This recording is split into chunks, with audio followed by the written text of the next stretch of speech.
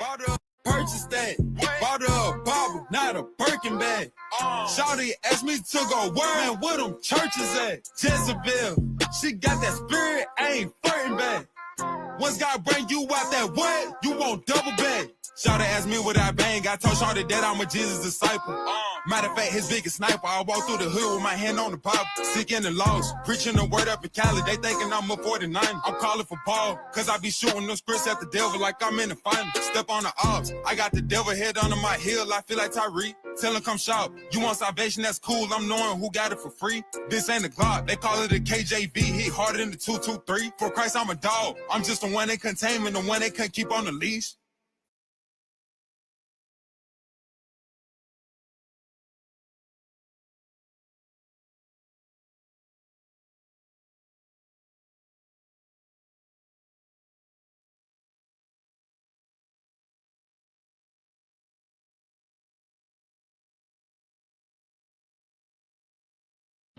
Dear black people, this video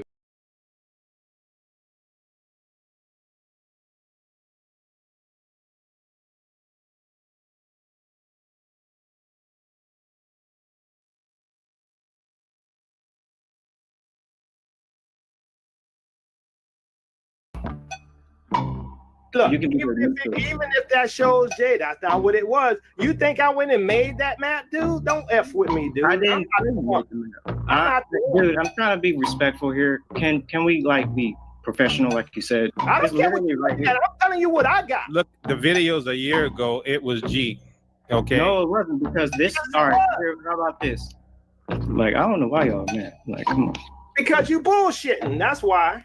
I said how the clades are assigned. Go back to the fucking shit. How the consortium. Stop lying on us. You doing. Look, how the consortium makes a decision. That's what was said. Now you're up here twisting things because you're feeling a little funny because you asked a silly question.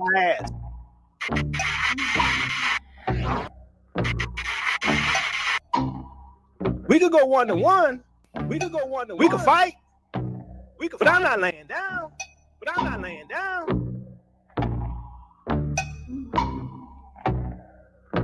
I don't roll like that. My body, my choice. Nigga. F all y'all. I'm a little out of, so you know I'm sick, family. You know I ain't feeling well. Y'all gotta give me a pass. So y'all know from the very beginning when we started this ministry, we told y'all. Israel? Yeah, this is. Yes. Okay, line. Pull up that Kelly video. All right, I got it. Pulling up right now. Oh, there's Alton. Alton, go find your supervisor. Here we go, right here.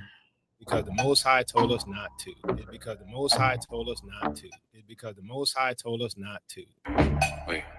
that don't sound right. Wait, 1 second, that don't sound right.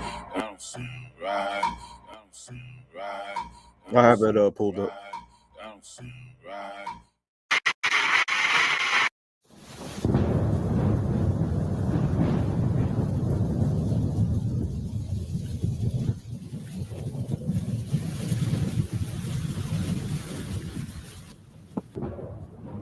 All right, before I stepped away, I wanted to see if Abu wanted to jump on. I'm going to be listening from my jack. Yeah, Abu said he'll jump on after 6. Or before 6. All right. So we can go about 2. I don't know. We might go like 2.5. But I'll be texting you. Just keep an eye on your phone. You have this thing lined up right here. Dispensational Tim. We're gonna talk about Mary, and matter of fact, I'll hit y'all in the back chat right now. Where are you up to? Oh, I have it at the beginning, so I was just going, I guess, start at the beginning. All right, Alton. All right, hold on. Alton, where you at? Let me play. Let me see where Alton goes. Alton, he could kind of give some of the rundown because this has been some years in the making. Maybe he can freestyle introduction or run down some of this history, how we got to this point where we are right now. Yeah.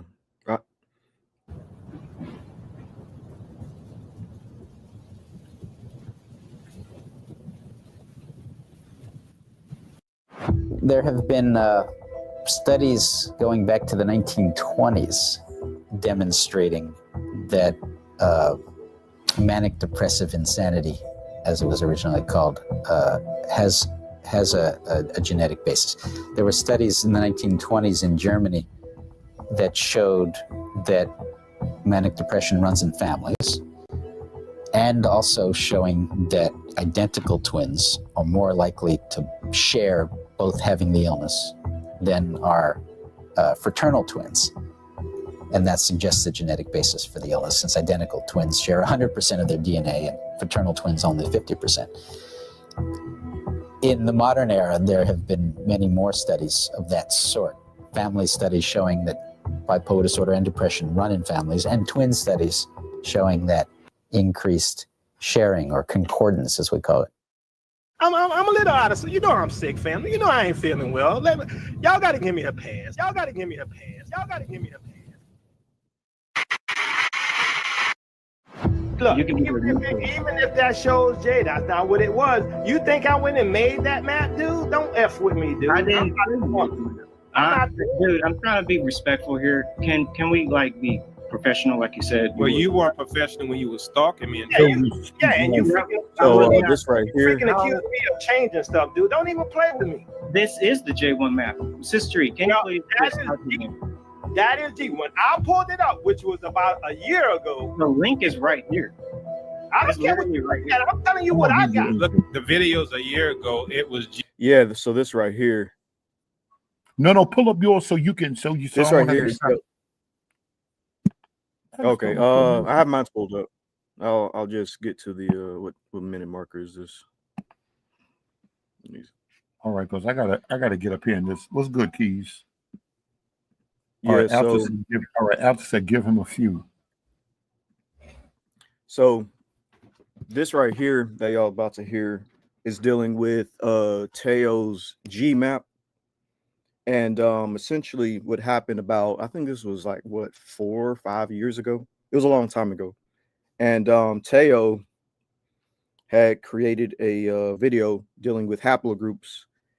And he showed a map claiming that it was haplogroup G. But actually the map is haplogroup J.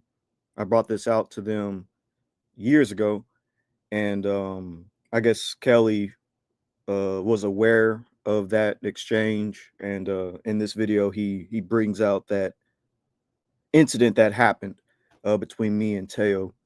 Now I guess this is just part of the evidence of Teo, you know, lying or whatever. But yeah, I just want to give some context to the section that y'all are about to hear right here, because this was specifically dealing with me back in the day. But anyways, we can go ahead and play it. Look, even if that shows Jay, that's not what it was. You think I went and made that map, dude? Don't F with me, dude. I didn't. Dude, I'm trying to be respectful here. Can we like be professional, like you said? Well, you weren't professional when you were stalking me. And you freaking accused me of changing stuff, dude. Don't even play with me. This is the J1 map. Sister, can you please? That is G. When I pulled it up, which was about a year ago. The link is right here. I don't care what you right here. I'm telling you what I got. Look, the video's a year ago. It was G. Okay. No, it wasn't, because this. All right. How about this? We'll see how old this is. Just continue let the guy do his presentation. Do your damn presentation. You go. Like, I don't know why y'all do it. Like, come on. Because you bullshitting. That's why. Because you bullshitting. That's why. Because you bullshitting. That's why. Let's stop. And one thing I want to say is, I think there was a community post by Teo that basically said that these videos have been, I guess, misconstrued, and they didn't say these types of things and stuff like that. But you can actually just, like, I can actually show y'all the full video and the videos that I've done dealing with this haplogroup GMAP situation. So I just want to put that out there as well. the entire 2-hour discussion with Teo, as well as the videos I did in the past, because they left a strange community note or post trying to, like, you know, sort of brush aside what happened and say that, you know, everything is out of context. Now, y'all can see the full context if you want. But anyways, I'll let the video play. Letting these guys go unchecked. Who exactly is Teo Ministries? Who are the so-called Teo twins, Yacoba Evo and Teo Yahoo? Why all the secrecy? Why have these guys gone to such extraordinary lengths to conceal their identities? This is the million-dollar question that many have asked. Who are these twin brothers who claim that the Most High instructed them to keep their faces hidden? Yeah, right. Yet have no hesitation, no problem with using my face to spread complete lies and falsehoods about me. So who are they? These guys are so secretive that they wrote a book based on their wild assumptions that the true Israel is located in Ethiopia. There's actually a lot of evidence to the contrary of that. That again, even for example, the text that I mentioned, the Caber Nagas, which is from the 14th century, the 1300s CE, it tells the story of the again the Queen of Sheba and Solomon, and it actually tells a story about their son Menelik, who actually later on went from Ethiopia up to Jerusalem.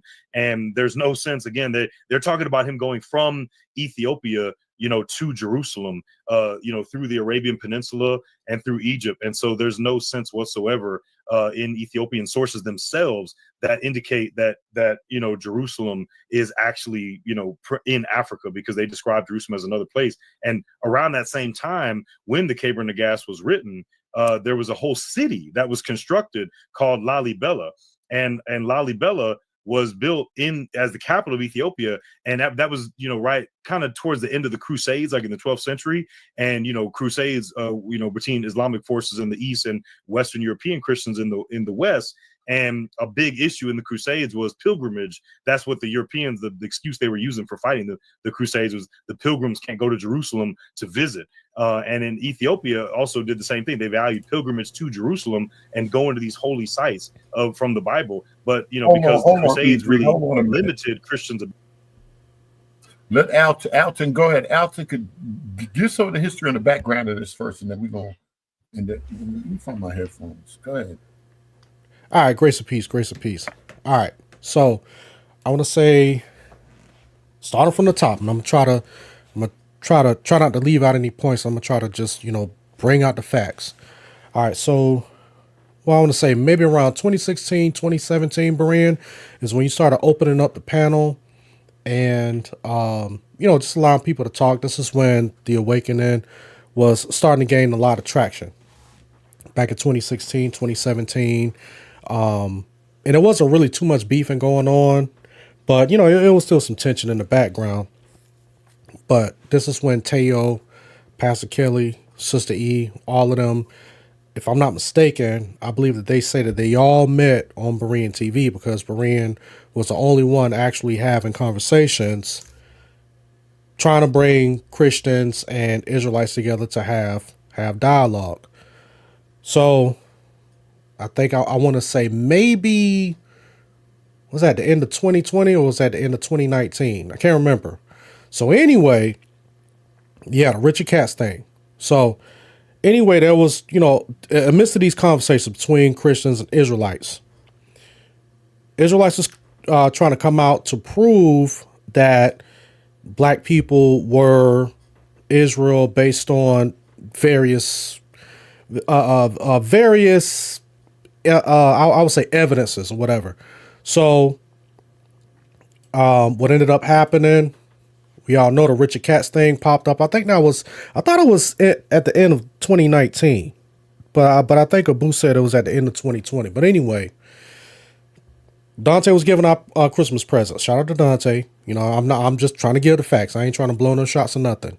So Dante, he was giving out Christmas presents, so to speak, and basically bringing out evidences against Christians, And then within the midst of all of that, the Richard Katz thing popped off. Now, for people who are kind of new to the channel, Richard Katz. Okay, so Boo said it was December 3rd, 2020. Okay, all right. Yeah, okay. Unveiled in December 7th, 2020. And I'll never forget that day, too, because I remember I was driving to work, and then I got a notification that the video dropped. So I was eating breakfast at the time, and I remember I was watching it, and, and I was just kind of, I wasn't like really focused on the screen. I just kind of had it playing in the background. I'm sitting in my truck and I'm just eating. And then the whole thing came out that William Brown had sent, I think it was either Faithful to God or Abu, or maybe both of them, an email from a particular device. And they said that, hey, we found this scholar, because they had already talked about this one scholar before who said that he saw Hebrew language written on the pews in the church in Savannah. Well, they said that the scholar said that, but then Abu and them, they reached out to the scholar. Now, this was a real scholar. This guy was a real scholar, but he said that it's not enough conclusive evidence to say that it is actually Hebrew on the side of the pews. And this guy was he was a linguist. So apparently that was not enough to basically put the nail in the coffin to win the argument about the language being on the side of the pews. So email was sent, Faithful to God and Abu. And then there was another email that was sent from another guy named Richard Katz, who was in Tel Aviv, Israel. So within the midst of all of that, yes. Okay. So I'm looking at Abu's comment. He says, David Bunis, he said they attributed an entire sentence to him, even given a translation of the sentence into English. I'm sorry, translation into English, but never showed the sentence. Bunis said they misrepresented him. So that was it. All right. So they said that, cause I think there was a couple of emails, that had been going back and forth. All right. Abu, correct me if I'm wrong. So they needed that final piece, according to Abu. They needed something solid and concrete. So they ended up sending an email to Abu and Faithful to God, said that, hey, we got this guy, Richard Katz, he's in Tel Aviv, Israel. He's going to email you guys. They get the email, and according to Faithful to God and Abu, something just didn't seem right. But they said, okay, well, cool. If this is what the man say, let's go ahead. Let's reach out to the man, and let's just, let's see what it is. They was kind of going in with an open mind. So that Faithful to God, he turns around and says, hold on, man. He said, now I wouldn't be surprised if this is an email that was sent from William Brown himself, of Boom Church. So they did some investigating, and there's plenty of videos on this. So you guys will have to see the video to kind of know exactly what I'm talking about. But they ended up looking at the IP address and the device where the email that was sent from Richard Katz and the email that was sent from William Brown. Now, the thing about the IP addresses, depending on what region that you're in, depends on what your IP address is going to show up as. You see what I'm saying? So just so happened, now if this guy's supposed to be in Tel Aviv, Israel, his IP address is supposed to be totally different from the Atlanta, Georgia region. But sometimes you can still kind of get the same IP address, but that's in rare situations. So anyway, they said, okay, well, cool. Let's look at the devices that it was sent on. It was sent from the same device with the same IP address. That's why they ended up finding out that William Brown was sending the same email from Richard Katz to Abu and Faithful to God. So he was actually acting like he was a scholar. They have basically put the nail in the coffin about the Hebrew being on the side of the pews and all of that. So that was a bombshell. So when that came out, there was some talks in the background. Okay. So, and I know Ibri can attest to this because they were the one who released the tapes, the secret tapes. That was it was a secret meeting that was happening in the background. They kind of recorded it and they kept that in their back pocket because I believe that they knew that something was going to come out later. So they were just like, yeah, we just need to go ahead and keep this in our back pocket. So anyway, the Richard Katz thing came out, everybody kind of, you know, had a tight lip on it. Berean, he did the first live. He said, all right, cool. Yo, if this is what it is, let's just come out. Let's just talk about it. Folks need to repent, and then we can just move on. So Berean ended up getting a lot of backlash. Folks end up turning around saying, we no longer support Berean. And this is when Berean, I ain't even gonna lie, Berean was, they was breaking Berean off something serious with some of that bread. I mean, I'm talking about he was having 500-600 people in the chat, you know, throwing up $20 and better in the super chat. So Berean was getting some money, but Berean was just like, yo, listen, you know, I'm willing to put all of the money aside. We gonna talk, we gonna speak on truth. All right. So folks got mad. Now they really got mad because Berean, he did a live from his phone. All right. Oh, yep. Moses the Black, he got it. Moses the Black, he got it. So Berean, he went live on his phone and he said that he was talking to a guy at church. And he said, hey, man, listen, I'm trying to get down to the bottom of this. And this guy was a private investigator. So Berean get a man a rundown. Hey, this is what happened. Emails, all of that. He said, I'm willing to put the money up. He said, what was it, Berean? About $1,000? I think Berean said, man, I got a stat. He said, here, I'm gonna give you the money and I want you to investigate this because we're really just trying to get down to the bottom of it. So the man looked at Berean, according to Berean, he said, a man looked at him and smiled. He said, man, I ain't gonna take your money. He said, I'm gonna tell you right now, straight up, that man don't exist. And then Berean took out the Bible.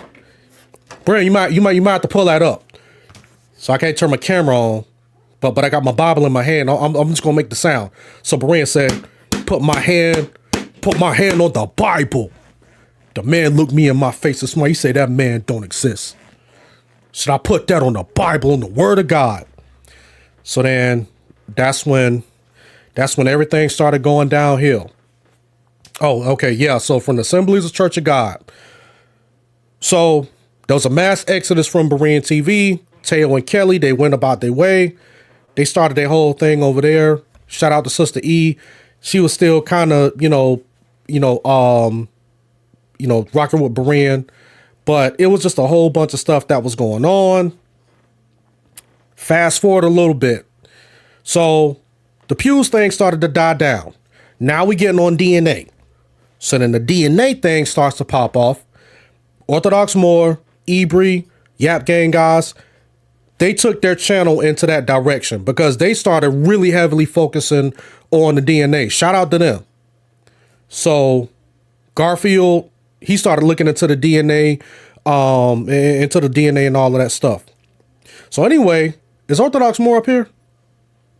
Because he might want to tell this part of the story. No, I'm here. I got you. Go ahead and tell your piece. So hopefully run easy, fam. You go.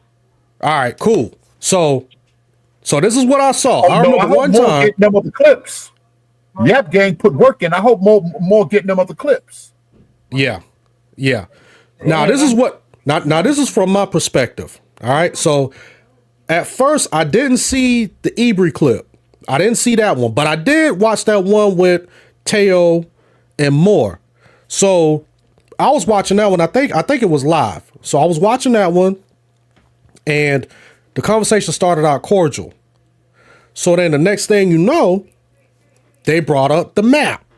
All right. They started talking about the map. I think he's looking for some clips. Or something. Go ahead. All right, cool. So anyway, they started talking about like the DNA maps because, dealing with the haplogroups. If you're from this part of the region, your haplogroup is going to show up as, let's just say, E1B1A. All right, cool. That's like Nigeria, Benin, Togo, all of that. You know what I'm saying? If you got another haplogroup, it's going, if it's in Europe, it's going to show up predominantly in Europe. If it's, Asia, et cetera, each part of the world is going to have their own distinct haplogroup, so it'll kind of show you that, hey, you could be as dark as night or you could be as light as day, but you can have a haplogroup that could come from a part of the region where, the people might look different from you. So anyway, if I'm not mistaken, I think the haplogroup was R or F or something like that. So Teo and them said something toward the effect of you saying the Teo twins haplogroup? Well, I'm trying to remember how it went because I think that they said that one of the haplogroups transformed into the other, or F went into J or something like that, and then Moore caught it. And Moore was like, well, hold on. He said, just for clarity, I'm just trying to figure out, you're saying that one haplogroup transformed into the other. So I guess they saw that Moore caught it. So then when Moore was just like, hey man, I'm just trying to get clarity, they just snapped. They just did a total 180 and they snapped on Moore. So Moore's just like, yo, bro, like chill, man. I'm just asking for clarity, because you saying that one transition to the other, then they were just like, nah, that's not what it was. And then he was just like, all right, cool. So then they tried to progress with the conversation. They kept snapping at Moore. Moore had to mute him. Now, what y'all saw at the beginning of the video where because Kelly played it, that was the interaction that Teo and them had with Moore, when he was just like, using all the profanity and all of that stuff. That was one of the clips that they had got from that whole interaction. So then they fell out with Moore. Then the thing with Ebri happened. I don't know which one happened first, but they split from Yap Game. They started doing their own thing, and I guess we're here today. Now, I haven't really been keeping up with them to know how they got to this point to where now Pastor Kelly and all of them are beefing. But this is what I wanted to bring out. Now, when we were all having these conversations back in the day, and we were just like, yo, we seem like, it seems like that the Teo twins and all those guys, they moving kind of funny. Even Abu was trying to have conversations with Pastor Kelly. And Teo twins, they didn't want nothing to do with Abu because I remember Pastor Kelly came on, maybe it was that about a couple of years ago, and Abu was having a kind of an interaction with Pastor Kelly about some of the stuff that was happening and saying that, hey man, it looks like that some of these guys are misrepresenting information. And it seems like that when we try to point it out, just to try to get clarity, you guys go on this whole tirade. So, Pastor Kelly, he was just getting upset, didn't want to hear it. And my thing was that I said, man, y'all gonna have to come together and try to work this out because y'all can't keep sweeping the stuff up under the rug.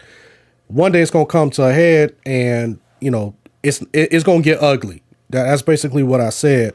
And right now we see where stuff is getting ugly. They're using the same clips, the same talking points to blow at each other of the stuff that we have been talking about for years.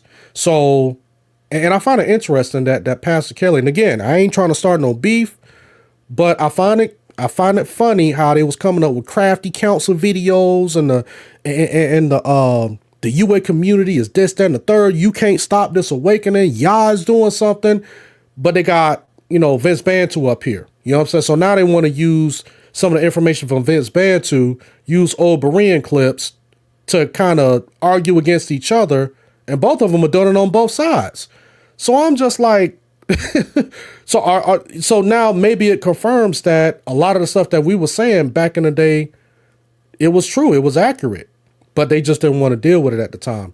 But that's from my perspective. Now I know that Ebri and Moore, they were more connected with them, so they can go ahead and kind of give us more insight on like the haplogroup maps and all of that stuff, changing it from from J to G and all of that stuff.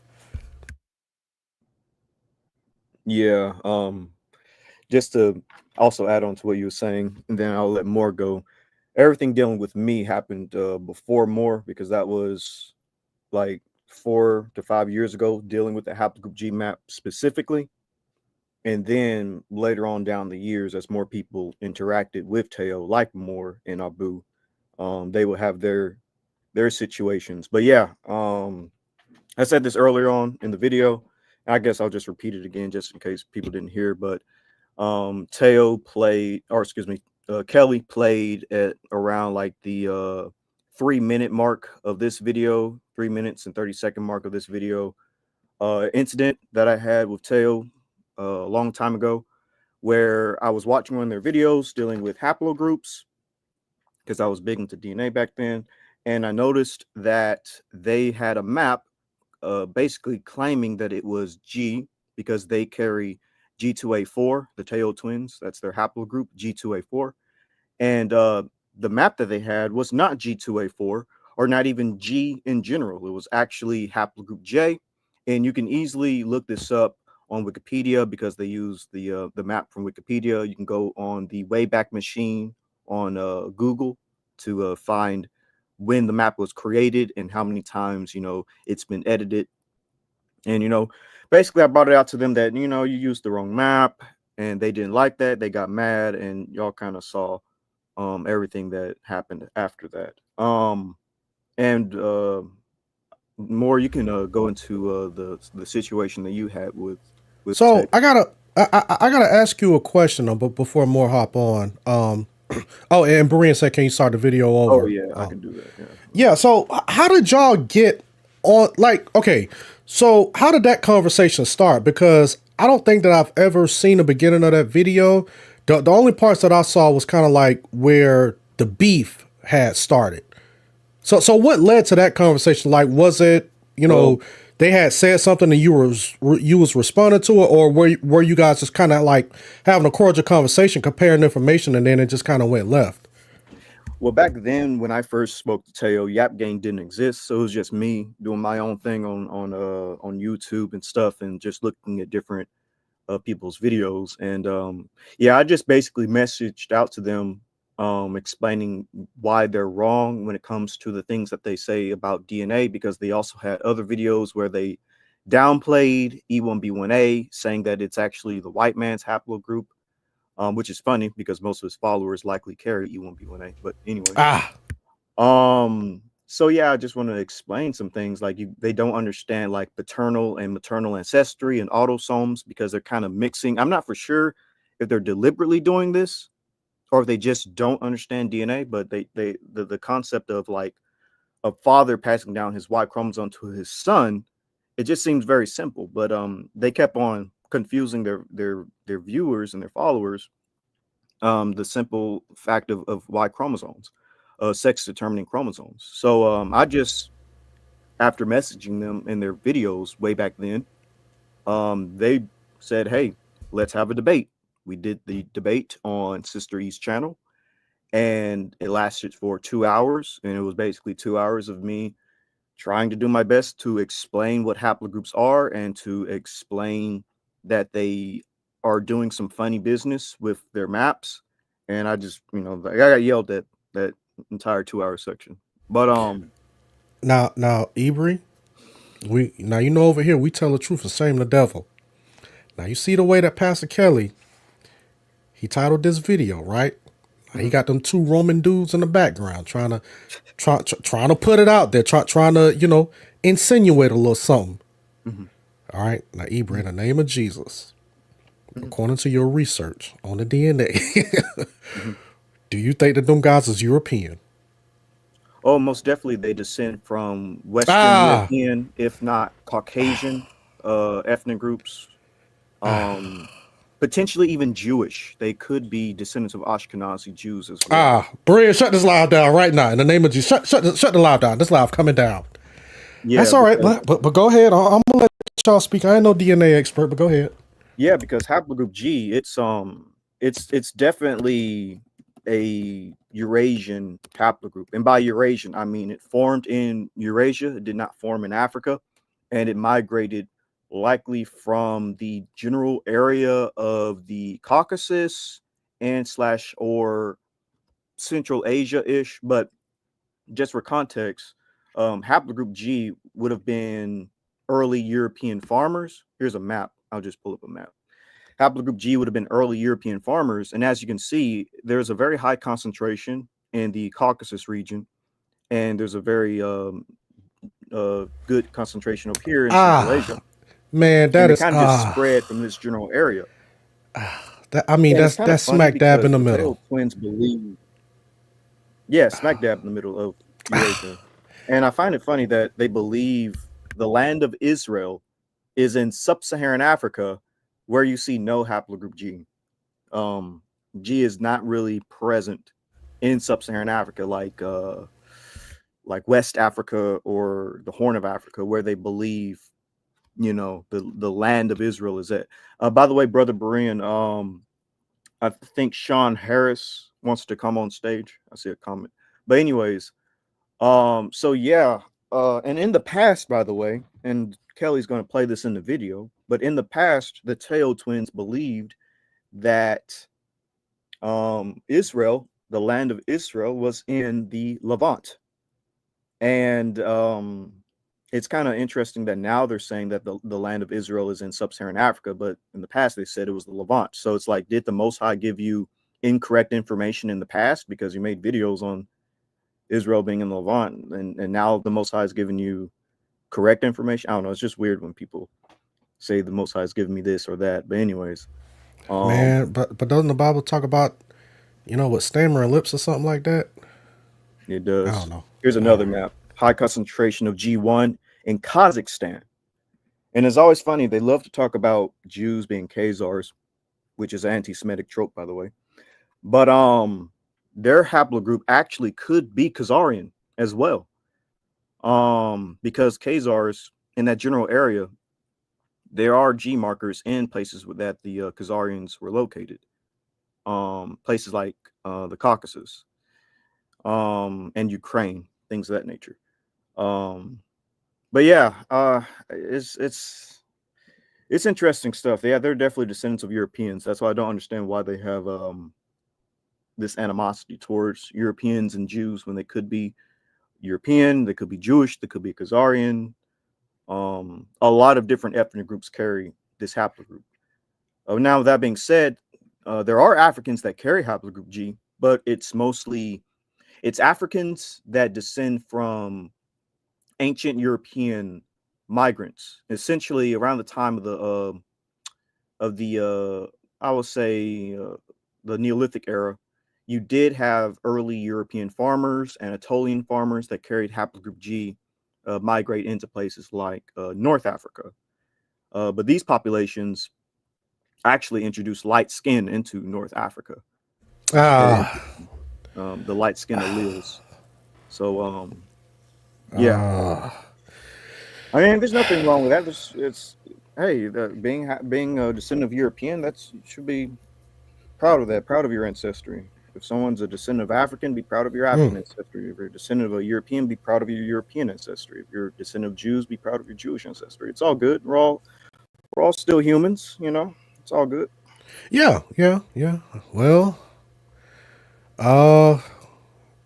I think Brian may have stepped away for a little bit more. I don't think anybody has the. Yeah, I was gonna let Moore speak after me, because yeah. Well, I guess we can let the video play, and then you can start or stop it, whenever. Yeah, get it rolled up here. I started at the beginning, just in case anybody didn't see it. Hey, yo, I ain't even gonna lie. I watched this morning because he started playing it last night, but then he took it down. But then I watched it in full this morning, and Pastor Kelly, he didn't have to do that with the Boondocks clips, man. Yeah, he didn't have to do it like that. We did that first, though. We did that first with the with the Boondocks. You got that? I'm playing. I'm well, half. Oh, okay. Yeah, I see Orthodox Moore is on here, but go ahead. Yeah, Moore, did you want to say anything like the situation that dealt between you and Teo, or did you want to wait until Kelly got into it in the video? Like, I can go ahead and let you go before I play the video, or if you want to add anything dealing with the haplogroups that they have. Yeah, I'll add a couple of things just for context and whatnot. And shout out to that breakdown that the Alton gave. I was actually kind of shocked at how much you're able to recall off the top of your head about the whole situation. So Ebri is correct. Like, so he dealt with them before Yap Gang. So you debated them on Sister East Channel, like what, 2019? Yes. And so I interviewed them twice on my channel. The second time it got crazy, like Alton was talking about, and just like what he was for the reason he was saying, they were trying to play a trick on the people. So Ebri saying he doesn't know if they're being deceptive or if they just don't understand DNA. I'm gonna flat out say they're being 1,000,000% deceptive, and they know they are. That's me saying that. I'll wear that hat, right? They came on my channel and were trying to mislead the people and make the people believe that haplogroups work in a way that they don't. They were trying to teach people that they were assigned in alphabetical order. They literally sang the alphabet A B C D E F G on my channel to explain it. Right?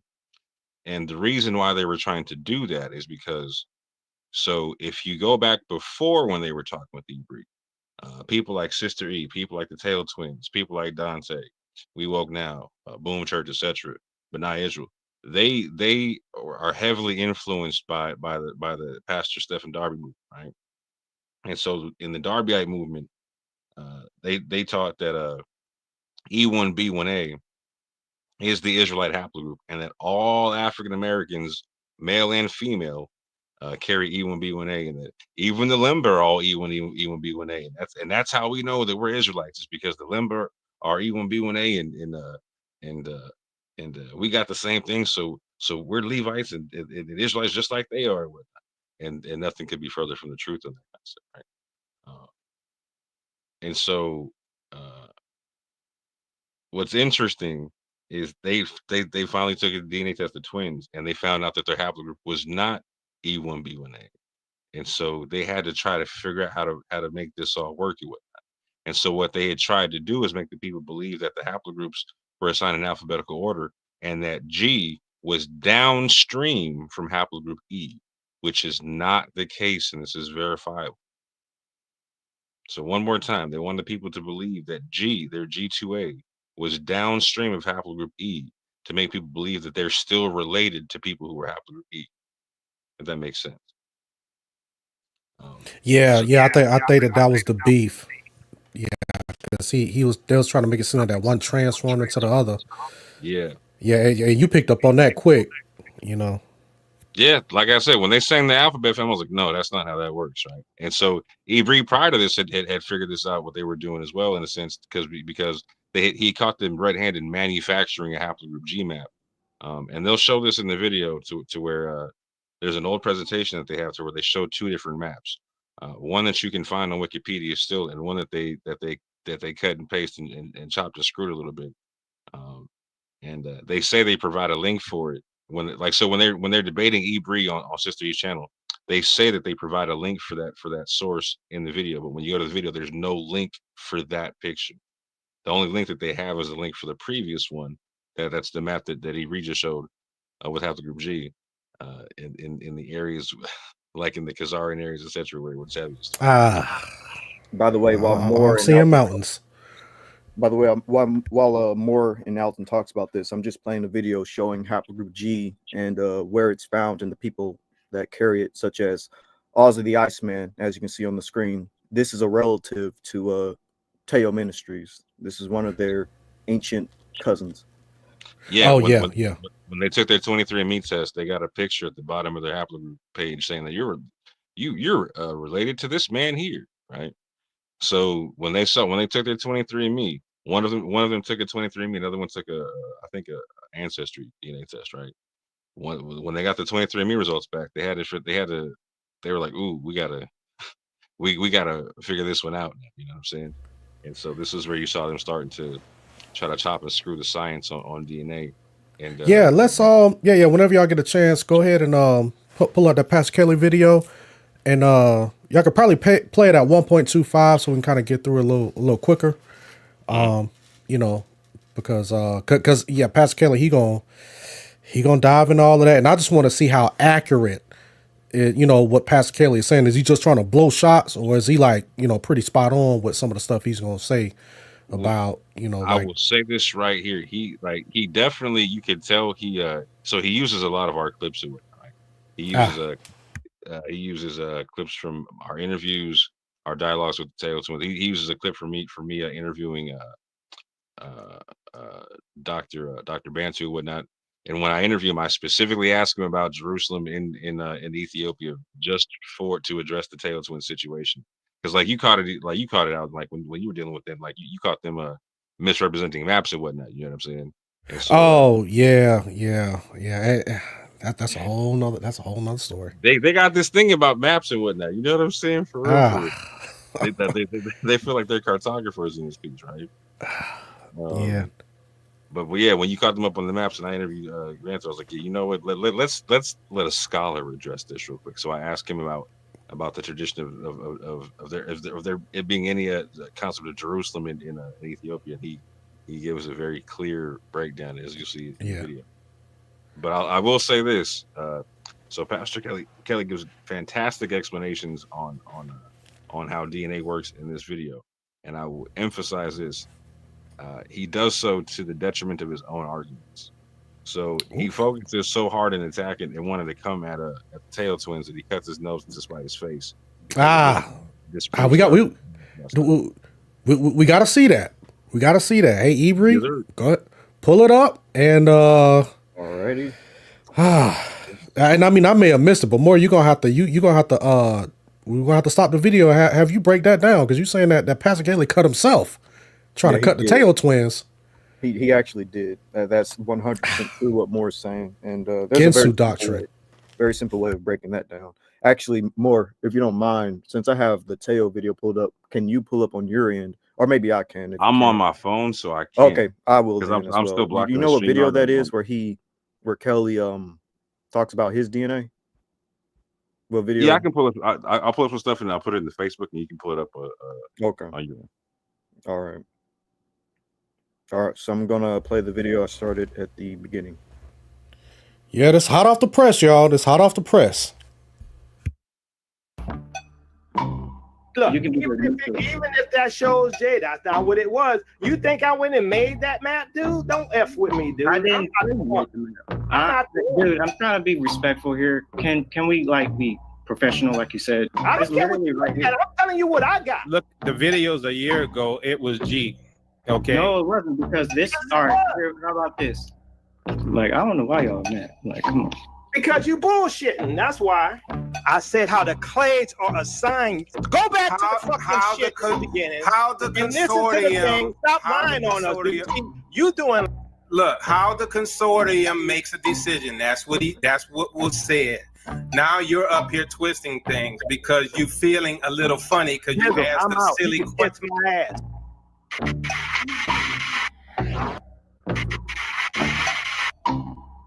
We could go 1-1. We could go 1-1. We could fight. But I'm not laying down.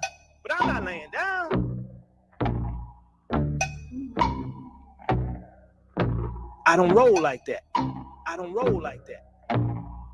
My body, my choice. My choice. Nigga. F all y'all. I'm a little out of, so you know I'm sick, fam. You know I ain't feeling well. Y'all gotta give me a pass. So y'all know from the very beginning, when we started this ministry, we told y'all the reason why we didn't show our faces is because the Most High told us not to. Wait,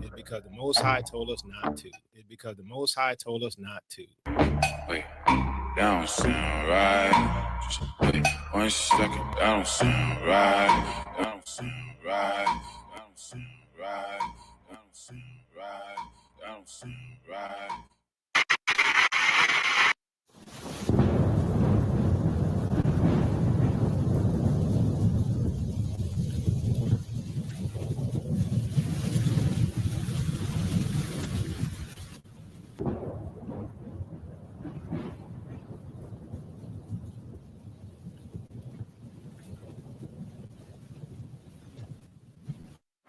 There have been studies going back to the 1920s demonstrating that manic depressive insanity, as it was originally called, has a genetic basis.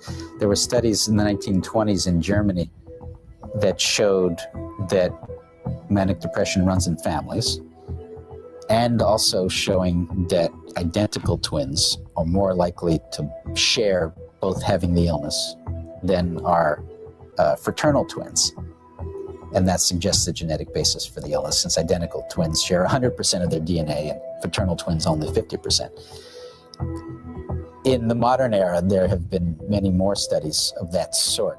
Family studies showing that bipolar disorder and depression run in families, and twin studies showing that increased sharing, or concordance as we call it. I'm a little out of, so you know I'm sick, family. You know I ain't feeling well. Y'all gotta give me a pass.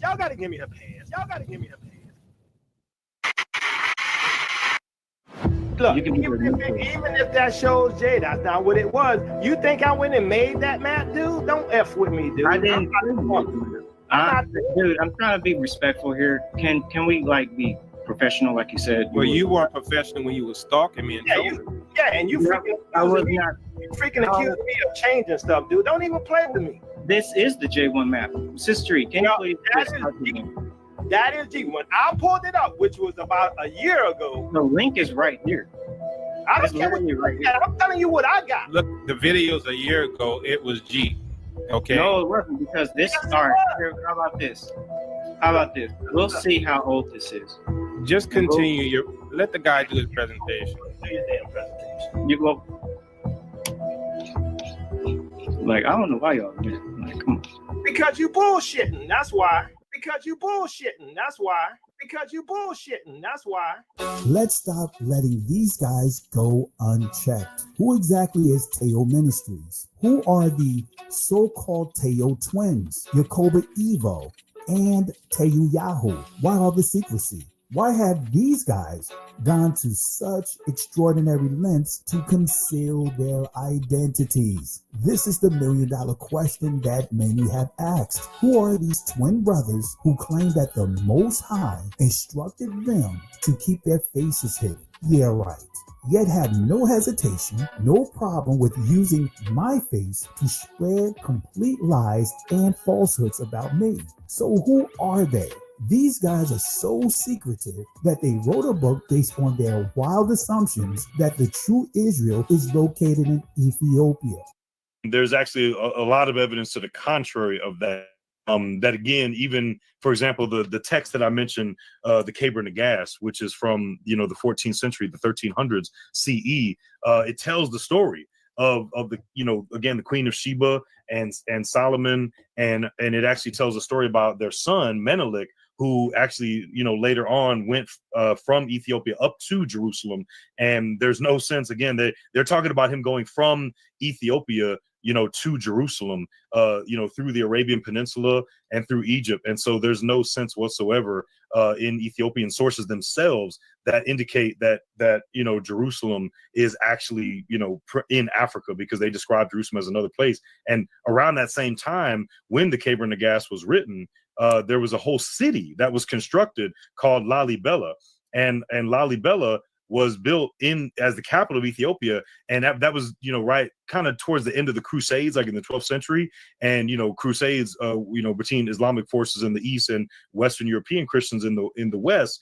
And a big issue in the Crusades was pilgrimage. That's what the Europeans, the excuse they were using for fighting the Crusades was the pilgrims can't go to Jerusalem to visit. And in Ethiopia also did the same thing. They valued pilgrimage to Jerusalem and going to these holy sites from the Bible. But, because the Crusades really limited Christians' ability to visit Jerusalem, including even Ethiopians, they built the city of Lalibela to be a Jerusalem in Ethiopia. So again, King Lalibela built Lalibela to be like a Jerusalem in Africa, but there was no sense that actually was Jerusalem. But it was to be like a pilgrimage site for Ethiopians if they can't get to Jerusalem. So even the fact that in and of itself shows that Ethiopians themselves did not consider Jerusalem to be in Africa, and constantly any Ethiopian source or text would refer to Jerusalem as a place that's up in the Near East, in the Levant, and not in Africa.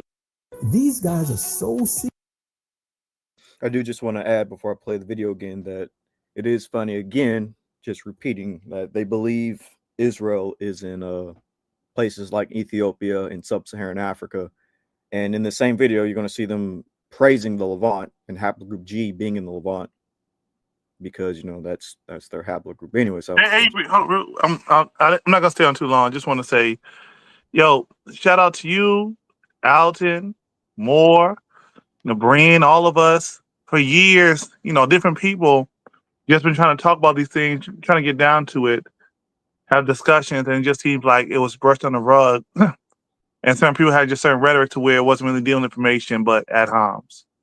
And it's just like, on this channel, I've had beef with some of the elders. Even with Alton on the panel, we've had discussion, but it's just interesting that it seems amongst the Christians, we don't necessarily have just backroom conversations. We do want to take things to the forefront. But it seems that there's certain folks in Israel kind of move like a black hand, a shadow hand to control things. Alton, you know what I'm saying? Yeah, man, and that was one of the things. Oh man, and it's gonna be said. I think at the end of this video, where I think Teo is gonna say that, hey man, we need to come together and and basically what we've been saying, like come together, have a council or something to kind of talk this stuff out.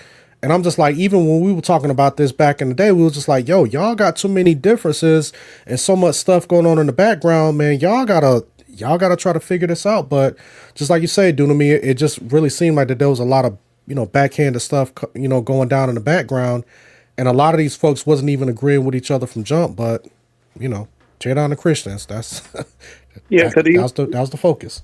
Because even with the map of Africa, you had beef with who Jacob, and you went to the source, and the source didn't even agree with him. So we don't know what Israel is. Is it in West Africa, East Africa, the Levant? So yeah. Yeah, and that's where the beef, and I'm just gonna say this briefly, but that's where the beef with me and them came from when they had referenced this guy named Chet Van Duzer. Now, Chet Van Duzer was a guy who was like, a scholar in ancient maps. So they played one of his videos, and there was like this rendition or this drawing that, and I mean, for the time that the people did it, this was like back in the 1600s. And I mean, it was almost like pinpoint accurate. They had drew this map of like Jerusalem, you know what I'm saying? But of course it's hand drawn, and of course they didn't have like satellites and all of that stuff to get it, as accurate to where it looks like what it is today. So the way that it was drawn, it was kind of sitting sideways. So it kind of looked like a portion of the west coast of Africa. So Teo and them was basically saying that, well, see, this is a map from the 1600s, and that looks like the west coast of Africa over there in Negro land. So therefore, this map is showing Negro land and it's showing that Jerusalem is over there on the west coast of Africa. So I had a little back and forth with them. I actually reached out to the guy. I sent the guy an email, and maybe about an hour later, the man emailed me back. I showed him, the video clip. I said, hey, I'm just clarifying. Are you saying that this is the west coast of Africa, or are you saying that this is in a Levant region where Israel is currently placed? And the man was just like, yeah, he said, correct. This is the place, right? That is the place in the Levant. That is not the west coast of Africa. And I ended up doing a live on that, but yeah, just like you say, it just seemed like that they was just, twisting and manipulating stuff. And then when you try to get clarity, they just start insulting you and ad hom and all of that. Yeah, and then also too, I forgot to shout out to Pastor Mike. What was it? Was it 40? How many years ago has it been? Oh, that's coming up. They're gonna play that too. And the whole second exit. And shout out to Blacktastic, who's talking about righteousness and all that kind of stuff, but it just seemed like the flea doctrine, second exit doctrine, just took over, and folks still here. And now we're talking about prophecies with Trump and all. It's just newspaper eschatology. And then not only that, I think Pastor Kelly gonna kind of get into it where, folks done been allegedly. I'm not saying. I'm just saying, according to the video, allegedly people were scammed out of their money. Saying that, hey man, put this money up. Y'all can go move back over to Africa and Tanzania, and then come to find out that you cannot legally own land over in certain parts of Africa. Like you can only sublease the property, and then the government could come and snatch the land anytime they want. So a lot of people's put money up, they lost it. So allegedly, but he's gonna bring it up. But go ahead, go ahead. Let Bruce speak. You know what I'm saying? Let's let Bruce speak, because in the presence of 2 or 3 witnesses, brother. Praise the Most High Yah and the Son, Yeshua HaMashiach. So yeah, I'm just coming on here, and I'm hearing you all making a vain attempt to discredit Teo Ministries, because all I see, what I see here with you and Dunamis and the other brothers, you know what I see? I see vultures circling around what they perceive as food, or wounded, or they perceive as wounded, which I don't think they're wounded. It's just your perception that Tail Ministry is wounded because of this fallacious bull crap that Pastor Kelly has put out. Now, as I told you, and I told you many times before, I don't get into the DNA because you better watch yourself. Put your mouth on Pastor Kelly. Don't put your mouth on Pastor Kelly now. Yeah. Listen. So Pastor Kelly, who's ordained? Wait a minute, Dunamis. Wait a minute, Dunamis. You're just ganging up, and y'all don't have the facts. All you got is some. All you got is some snippets of some stuff that Pastor Kelly put together. And even though Tail Ministry had a disagreement with the brother regarding the maps, I don't do DNA. Most Hebrew Israelites know that DNA don't determine who the people. God, the Most High Yah knows his people. He don't need DNA because DNA can be manipulated like it's currently being used today. And the powers that be who control the labs and controls the data and controls the input can change the results of the DNA. That's why the curses will be determined on a people, and it will be shown to the entire world, as Deuteronomy 28:45 says. So we don't. It's irrelevant about DNA, as far as I can, because we've been mixed up. It's irrelevant. We know who we are, and as far as I'm concerned, all I see is you guys trying to circle a wagon. First of all, I've been in the Baptist church. I've been in the Pentecostal church. So I've been around saints. I've been around ministers. I got family members who are ministers, who are bishops in the Pentecostal church, Church of God in Christ, and apostolic. So I know what the inner workings of the church is. Now, do you know agents when you see them? I'm about to tell you one. I'm about to tell you something. I want you to listen to this because all you folks are young. Who the agent is? I want to know who the agent is. All you folks, I ain't getting into that foolishness. I'm about to tell you something that that you all should be aware of.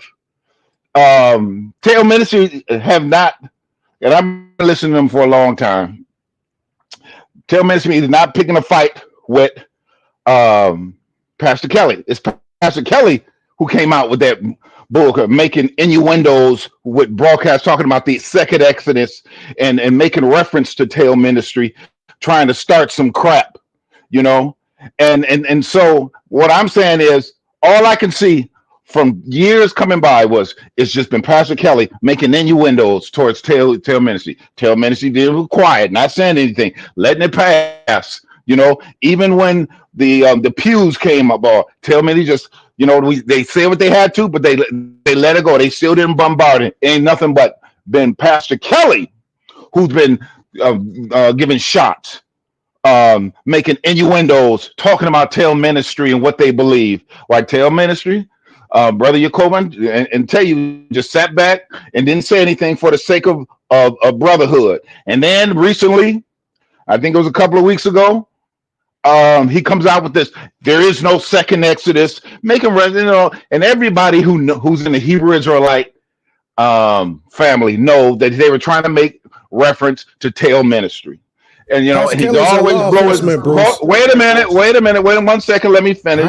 He was giving shots at Tail Ministry. So it's Pastor Kelly who has been giving shots to Tail Ministry. Why Tail Ministry has been just sitting back, just giving their ministry. Okay, they're doing what they're supposed to, giving out Bible videos, talking about doctrine and so forth. And Tail Ministry haven't given any shots towards Pastor Kelly. Now, this recent thing, a couple of weeks ago, he come in and start talking about, hold on. Wait a minute. Because a month ago, you told us to check out, but you told us to keep watching Pastor Kelly. That's what you told us. Now we watching Pastor Kelly, now you're telling us not to do it. No, I'm not talking about that. Quit changing the subject matter. I'm talking about the beef. I listen to Pastor Kelly too. I'm talking about this beef that you all salivating over, which is a bunch of bullcrap, which tells me that you all are not here for truth. You just here to try to put your little jabs in on Tail Ministry, but it's not working. It ain't going to work. We know who our brothers are, and we know who give us truth. Now let me finish, if you will, because Berean called me and asked me to come on, and I ain't listen. Teo can defend himself, but I ain't gonna let you all try to come up against my brothers, and I know what the deal is, and a lot of people in the audience know what the deal is too. Now, like I said, I've been in the Baptist church, Pentecostal church, and I know with something. If you all have been in the ministry, you know something called spiritual envy. And I said for a long time, this so-called pastor got spiritual envy against Tail Ministry and their ministry because of what they're putting out and what they stand for. And it's always a jab against Tail. And now listen, I can discern that. Maybe you can't discern that. It's always a jab, always trying to put them down or what they believe, but clandestinely not mentioning them, but actually trying to mention them and so forth. And so this last video, last video, when he started talking about ain't no second Exodus, it's all fallacious. Where in the Bible there's a second Exodus, where the scripture clearly said there's a second Exodus, and he just want to use he trying to tactically use different words to say that whether you want to say regathering or not, the Bible said there's going to be a second regathering, and he's coming to regather his people from the four corners of the earth, Judah and the rest of his people. So it's going to be a regathering.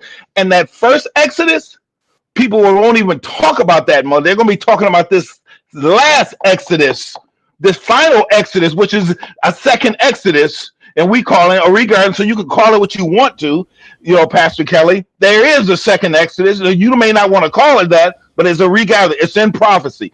That's what he brought up. So what is that second Exodus? That's what he brought up. And to start all this mess, and Tail Ministry responded, and then and then all of a sudden, there's some YouTube thing that's coming against Tail Ministry, and we already know who's the person who started it. That's him. No, he's been doing some of the deceptive things, and he's been blowing shots at Tail Ministry when they just sat back. So why would you keep telling us to listen to him? Shut up and listen, man. God damn. Hey, listen, don't cuss me out. I'm just asking questions. No, every time we have to. No, I'm just telling you what the beef is. No, Bruce, hold on, brother. Come on. Let's not do this today. No.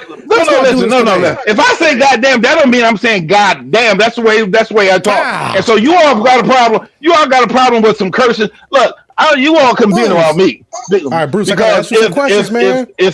All right, I'm almost done, and then I'm about to land. Go ahead. Go ahead and land, brother. If you acting foolish and coming to me, because if you acting foolish and bringing some bull crap to me, talking some foolishness to me, and I curse at you because you bringing a bunch of foolishness and a bunch of lies, you're gonna get cursed at. That's how I roll.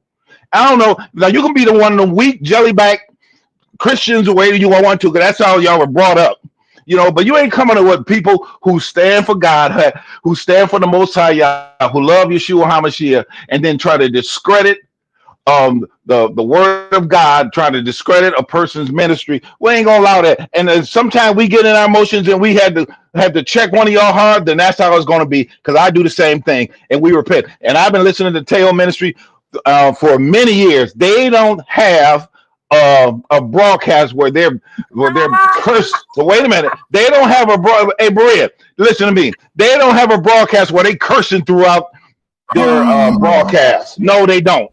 They don't curse that. They only get into somebody behind when they feel some bull crap is coming on there and they're trying to insult it or try to belittle or throw some stuff. No, they don't have a where they're cursing everybody out. So stop that foolishness, because he gonna bring it up self and keep reporting it. So what?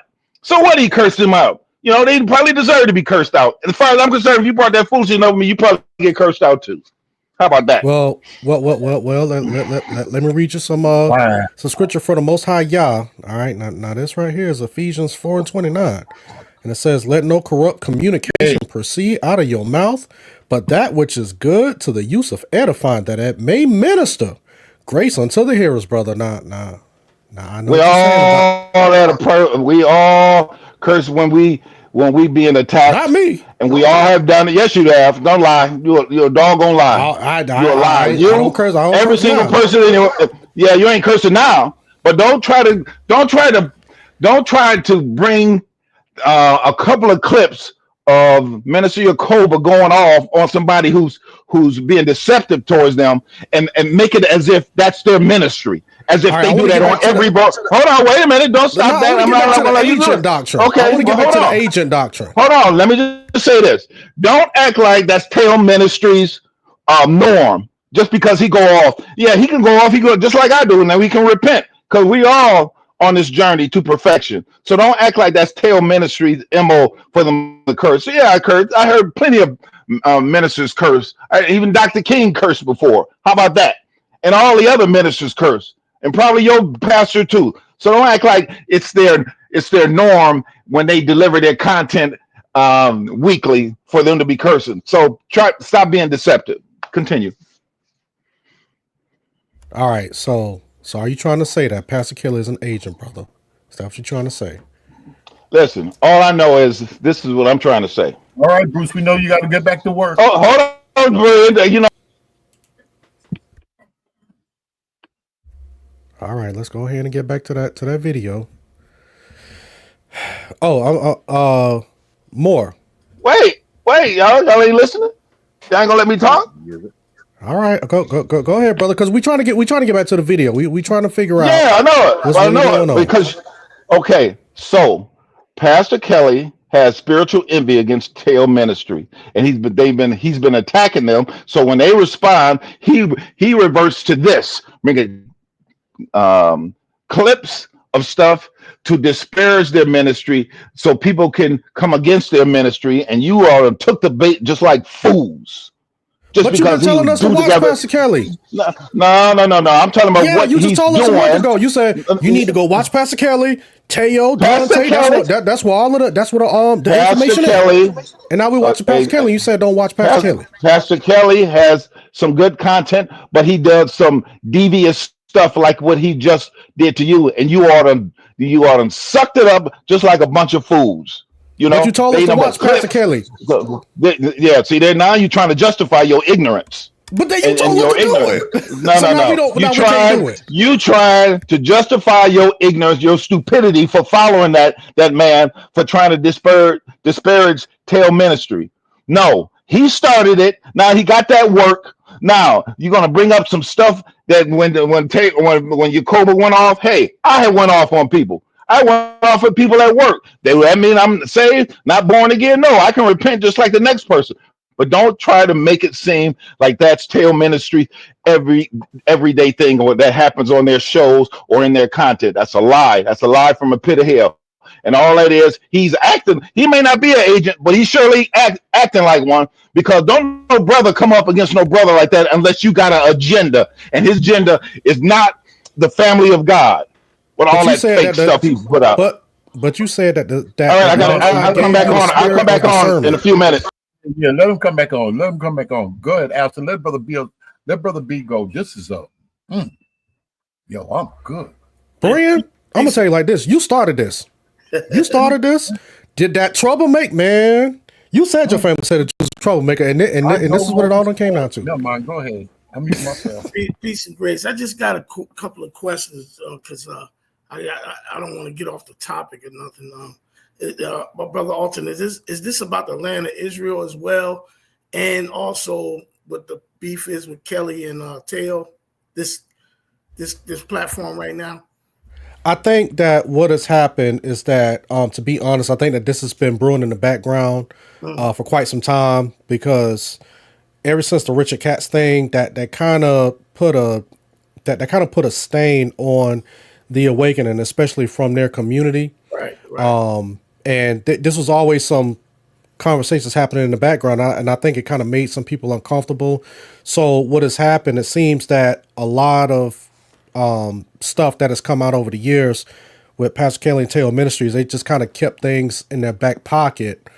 And now I don't know what led to the beef. I don't know how we got here, but it seems that a lot of stuff that they were throwing at us a few years ago. Now they're throwing those same arguments at each other. So, so that's why we just find it so interesting, because the information that we're bringing up today, or that's being brought up through Pastor Kelly's videos, this is the same information that we was trying to get clarity on back in the day. But the whole time they just kept telling us that, they just kept attacking us and, making videos about us, calling us crafty counsel and all of this stuff here. Right.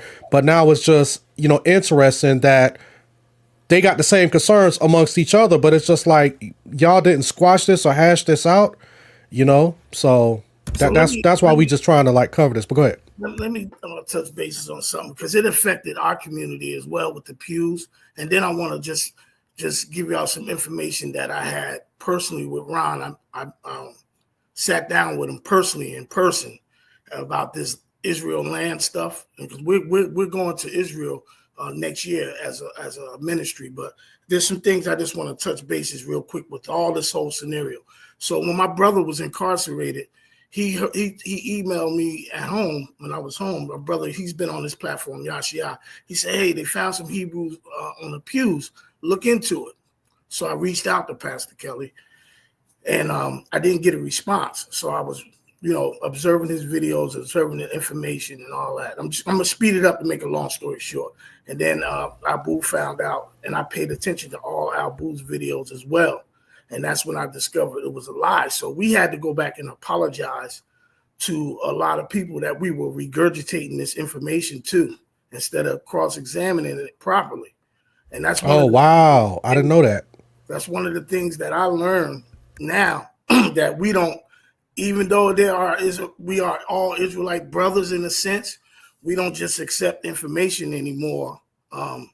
When somebody puts it out, whether it's been out of Israel, and we don't knock none of them. We just need to carefully cross-examine things when people put it out. That's why, if you notice about our ministry, we don't try to, when we have debates or whatever the case may be, we want to deal with the Bible itself, not outside sources. So I guess that would be scriptural, I forget the language you call it, but just in the biblical aspect, right? Because we're not well skilled in DNA, archaeological facts, and maps and all that. We're skilled in the Bible and the language itself without the vowel points of Hebrew, and that we try to stick in that lane. So, make a long story short, with that, we had to apologize. But what got me, I watched Abu step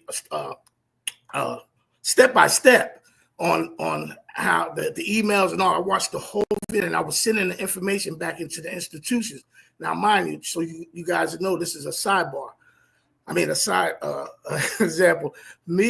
Myself helped Ron Dalton for no, and I don't want no credit for it or nothing. I was the reason why his book got into the federal prison system when he first came out, right? So we had to go back to a lot of the brothers that's incarcerated, because we started our ministry from prison, and apologize about the Hebrews on the pews. So I sent him an email, Pastor Kelly Long, asking him for a formal apology.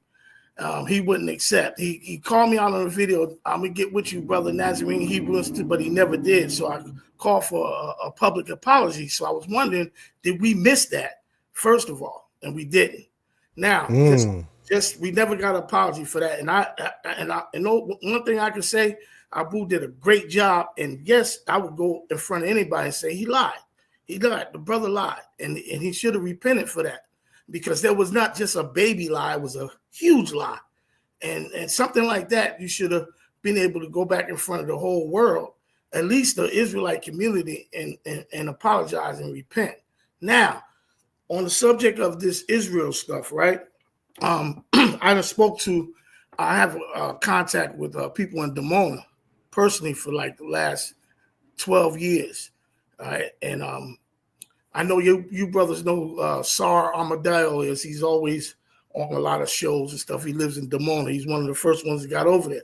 There's a lot of artifacts that they don't know about, right? So I spent 45 minutes with Ron Dalton in Archdale, North Carolina, just last month, I think it was. Now, mind you, I have a great deal of respect for Ron. It's a lot of stuff I agree with. There's some stuff that I don't agree with. So I sat down personally, face to face with him about South Africa being Israel, right? And The questions that I asked him, he could not answer. And it baffles me how this is something that I'm gonna say, and I hate to say it live, but I got to, because everybody wants to be a scholar, Brother Alton.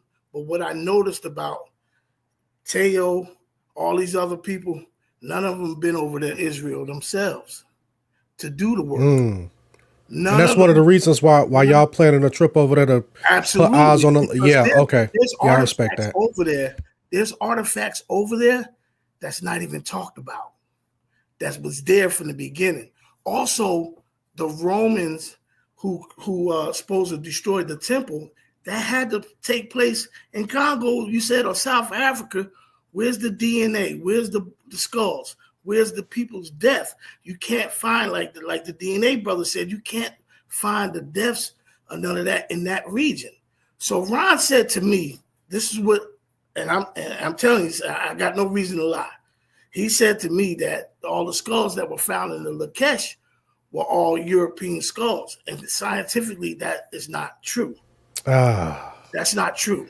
And so he's trying to discredit, and also the Temple Mount that's been there, that's been there for decades. How do we move that? But what I did learn, that South Africa, I got videos, I don't know if y'all seen them, of Limba over there saying they willing to talk to anybody, saying they over there in South Africa and ain't nothing over there to prove that it was Israel. Nothing. They said they came and migrated from the north into South Africa. And that's the story they have. And we got To the Prophet coming on Wednesday to explain that. And one thing I would just want to say, and then I'm going to land my plane, is until these brothers can go over to these lands, I don't even think Teo on them, I don't want to misspeak, but I don't even think they've been to South Africa. Because I asked some people, do they have anything saying that? And they said no. So I don't see any of these brothers, how they come up with these assumptions. Now, Ron is in South Africa, mind you. He's there, but he ain't never been to Israel. Teo and them is, I don't think they even been to South Africa or Israel. So how could you determine that this is not the whole land? Now, in my opinion, I believe Israel is a little bit bigger than what they say it is. But when we come back from over there, we're going to have physical proof of some things that we seen and eyewitness to show everybody. Because we as our ministry, we believe that is Israel, and it could be a little bit larger than what we've been told. So, I got a question for you, a serious question.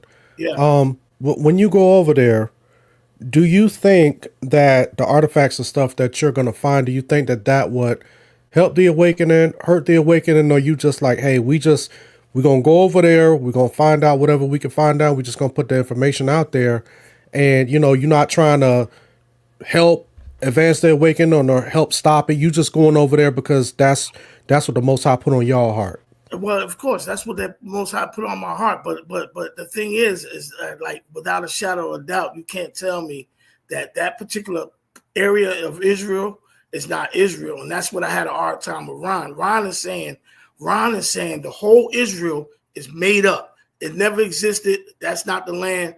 We were never there. The people of Dimona went over there for nothing. All the people he's saying is in South Africa. But all the South Africans, majority of the Limba over there, and I'm telling you something I know for a fact. I got videos to show this. They saying it's not. They saying it's not, and that's false. And they challenge anybody for that through the migration patterns. So again, I'm not trying to go, because look, like I said, I agree with a lot of stuff Ron is, but one thing about us, our ministry, we're not going to say yes just because you're an Israelite. And you Christians or anybody else, you shouldn't say yes just because somebody's a Christian. If it's false, it's false. And that's how I look at it. I hate to say it. People get mad at me because I go against my Israelite brothers for certain doctrines and certain things. But if I don't agree with it and you can't prove to me how we are wrong, then you go your way and I go my way. But I'm going to speak against it. And that's what we're doing about Israel. You can't, there's certain things over there you can't take away.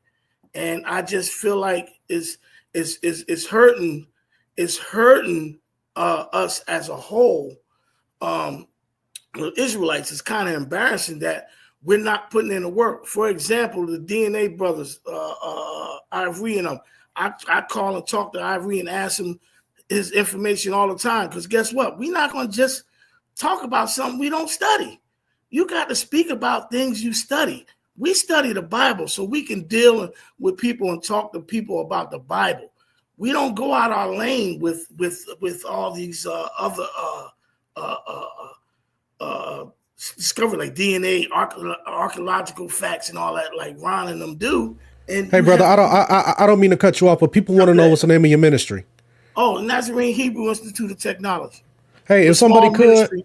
We small. Yes. We on YouTube. We're not big at all, and we're not on here. We're not on here for any likes and subscribers. We just try to teach the word 4 days a week. And we're small ministry. Yeah, we on YouTube, and To the Prophet to be on Wednesday. A matter of fact, and I'll tell you something. To the Prophet, and something that a lot of people miss. You know, he don't believe that it's just all Jews are black. You know, we have to look at some of the stuff he's saying. He believes that it's a mixed multitude, and I believe Ivory and them was saying that from the beginning. So, hey, Bar Rock. Yes. I mean, cut you off. No, go ahead. But it's just two things real quick. You're bringing something up that's very big. To believe that Israel is in Africa is a bigger conspiracy than what they're showing. Right. Because Israel was conquered not just by the Romans, the Greeks, the Assyrians. Right. So you need all those artifacts, bones and that kind of stuff in those regions. But you talking about in South Africa? Wait a minute, so I don't lose you. Are you talking about in South Africa? South Africa, even dealing with like Ethiopia. Right. We agree. The Roman Empire, how far does the Roman Empire That's what I asked go? Ron. That's what I asked Ron. He could not answer it. I asked him. He said, well, I'll show you in the video. After he did his presentation, I went back to him and said, Ron, none of that was in your presentation. Where is the DNA factor of all these captivities? People died. Thousands and thousands of people died. And you're right, Dunamis, that's the problem. No one can answer than what the people are saying. No one can answer the concrete questions about that. So that's why, and what's wrong, if you don't study this and you're just looking at Ron and Teo on them as people that's well studied, and you're just taking a word without asking questions and without using critical thinking and without looking at the Bible. We have to, if we believe in the Bible, we have to look at that first as our primary source before we go into anything else. And if it lines up outside of the Bible, then that's on you if you want to go against what the Bible says. We don't. And these yes. Oh, the one last thing I'm about to jump off. If we find out that Teo, he's G, his haplogroup. Mm-hmm. Go ahead. I'm sorry. If he's not Israel, can he teach? Should he be teaching Israel? Well, Dunamis, in the name of Jesus, brother. Well, but that's a big issue because some folks say only Israel can teach prophecy and all that kind of stuff. I was on there for that topic, and that's something that I do agree with. He shouldn't be teaching a ministry of Israelites in the Israelite setting. He should not be teaching. And I was told from a DNA expert that we got coming on next month, a real geneticist DNA expert, and I asked about that. I emailed him just a week ago and asked him about G, and he said that's a European DNA. Same thing I've heard Ivory and them say. And when I ask, I'm gonna tell you something how I respect Ivory, and because I cross-examined him. He gave me some information, and he asked me to reveal the information to the DNA people and ask questions because he wanted to look at something. And when I asked the list of questions that he gave me, the DNA person asked me, did I have a degree in genetics? Because they were shocked at the questions that I was asking, but I was only referring to the questions that Ivory gave me to ask. This was in my first DNA that I took that came up E1B1. I don't know if I remember that. That was under another genetic place. But yes, to answer your question, in our ministry, he would not be teaching in our ministry. No, he wouldn't. So what do we do with Israelites? So we have Bruce on here earlier, standing by, right? Now I know this not all Israelites hold to this. I don't hold to myself, but still, for those that do, how could they be so? I don't want to say deceived, but like scales on their eyes to follow someone who's not genetically related to them. That's part of another haplogroup, right? With G, and to follow them with the prophecies and whatnot and the teaching from an Israelite's perspective. Because I don't think Bruce is not going to stop listening to them, even though I'm assuming Bruce is E and they're G. What do we do that focus what on the problem? You know what the trick? problem is? You know what the problem is with our community, and when I say our community, when we go against each other, the first thing somebody says is jealousy, envy, or hate or whatever. But here's the thing. See, I don't know how long a lot of these people been in the truth. I've been in the truth for 26 years, 25 years, but I've been walking in the truth for 8 years. So it's a difference from being in the truth and walking in the truth. I hear people talk about everybody cusses. You wouldn't even know, Dunamis, unless I told you that I've been to the penitentiary 4 times. You wouldn't know. A lot of people in our ministry can't believe who I used to be from the stories that other people tell. That's because I believe in renewing of the mind and renewing of your heart. And I try to keep the spirit in me. There's so many disrespectful people in our community that we can't even have civilized and disagree with each other without cussing each other out and calling each other names and wishing death upon each other. And where's the spirit of Yah in that? They disagree with each other in the Bible all day. So when I see these people saying jealousy or whatever, they don't know. A lot of these people don't know how to cross-examine and study, man. They don't read. We read a lot of books, man. We read a lot of books from being incarcerated, being out of prison. We read books. And we study, we cross-examine stuff, use critical thinking, and then come up with our answers. And that's why we don't agree with the certain doctrines. That's why we don't agree with the Israel and Africa stuff. And we welcome. Marina, tell you know how many times have you seen me on here and a lot of brothers say this and that, and I give them the email and say, you can come on our channel and we can have a live discussion. Not one of them showed up. Not one. You know why? When they go and look at our videos, they see how well studied we are. They don't come on because they regurgitate us from what somebody told them. They won't come over there with those doctrines. They won't. Not live, because it's going to be exposed respectfully, and you're going to get kicked out if you start talking reckless. Y'all seen how we treat people when they come over there. We have conversations with pastors, all different type of stuff. As long as it's respectful, man. And so, again, I don't want to hog up everything. We just respectfully disagree with things that are incorrect. And if you can't give us a solid answer, then we have to refute it and rebuke it. And I apologize to any of the Israelites that think that we have some type of jealousy or whatever. It's not that. It's not that at all. We don't have no jealousy or nothing. We just disagree. We disagree. The people mock us because we got Gentiles in our community. We don't believe that everybody, only Israel can be saved. And we get mocked and laughed at like that all the time. So again, I just land my plane. Mm-hmm. Yeah, go ahead. Evie, play about the video. I'm jumping on. And by the way, I do want to say thank you for the kind words. Yeah, real quick before you hit play, much respect to you, OG, for what you had to say. That was very respectable and honorable. Thank you. I appreciate it. It really was. Appreciate it. Oh yeah, and more. Evie, y'all been holding the line down. Y'all keep doing y'all thing. Just trying to put papers out and whatnot. I remember back in the day, Bruce tried to shut y'all down, said we don't need that DNA. But look where we are right now. It's crazy. There you go. All right, I'm about to play 3, 2, 1.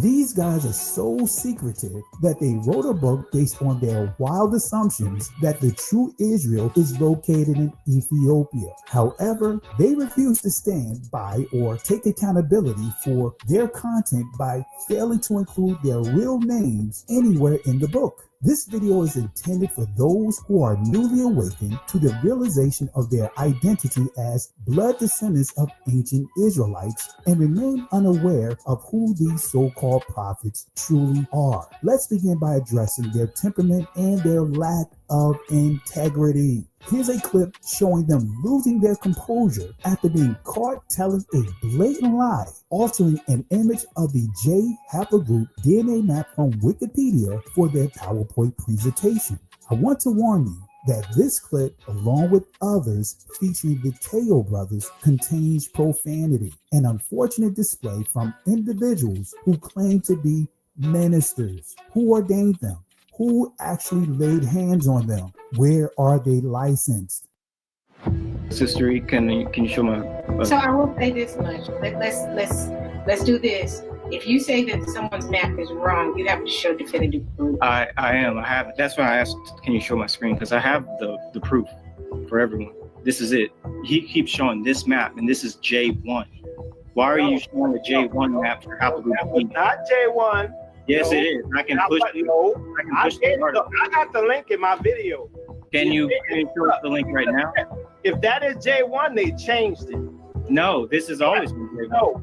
No. I can push the thing. No, this was G. I'm gonna let it play, but I just wanted to, say this really quick. It's funny. He says they changed it. It's always appealed to conspiracy because who is the they? But anyways, I just feel like saying that because, like, what do you mean by they changed it? Real quick, the funny part, Bree, is that you didn't accuse him of changing anything, and he admits to that charge off rip. Oh, you think I changed it? He said, I didn't say that. That's a good point. I never said that they changed it. They did admit it themselves. That's a good point. At that point, I just roll with it. Like, oh, okay, so you're saying they okay. But yeah, I never accused. Okay, does this area dismiss Tails ministry? Does it dismiss their ministry and what they put on the airways on a weekly basis, talking about the doctrines of God, salvation, and everything? Does that dismiss their ministry or bring down their ministry? Let's keep watching, and then we'll see. Dismisses their ministry from having integrity. Oh, no, it doesn't. No, it doesn't. No, it doesn't. No, come on now. Orthodox moral. How many people have made mistakes? Not saying they made a mistake, but that doesn't dismiss their ministry for having integrity. No, that's not a mistake, Bruce. That's not a mistake. That's a fabrication. No, because I'm serious. You can't dismiss some integrity. Listen. That's why I don't. I start appearing on people's shows because they can't dialogue in truth. Because you have a disagreement with something and you disagreeing with somebody and you say, well, I debunked him and I proved him wrong and false and he brought something else. That means their whole ministry is dismissed because of this one episode. And then no, that's not fair. It's not true. And their ministry is not even in DNA for the most part. Hold on, wait 1 second. Their ministry, they speak on a lot of topics.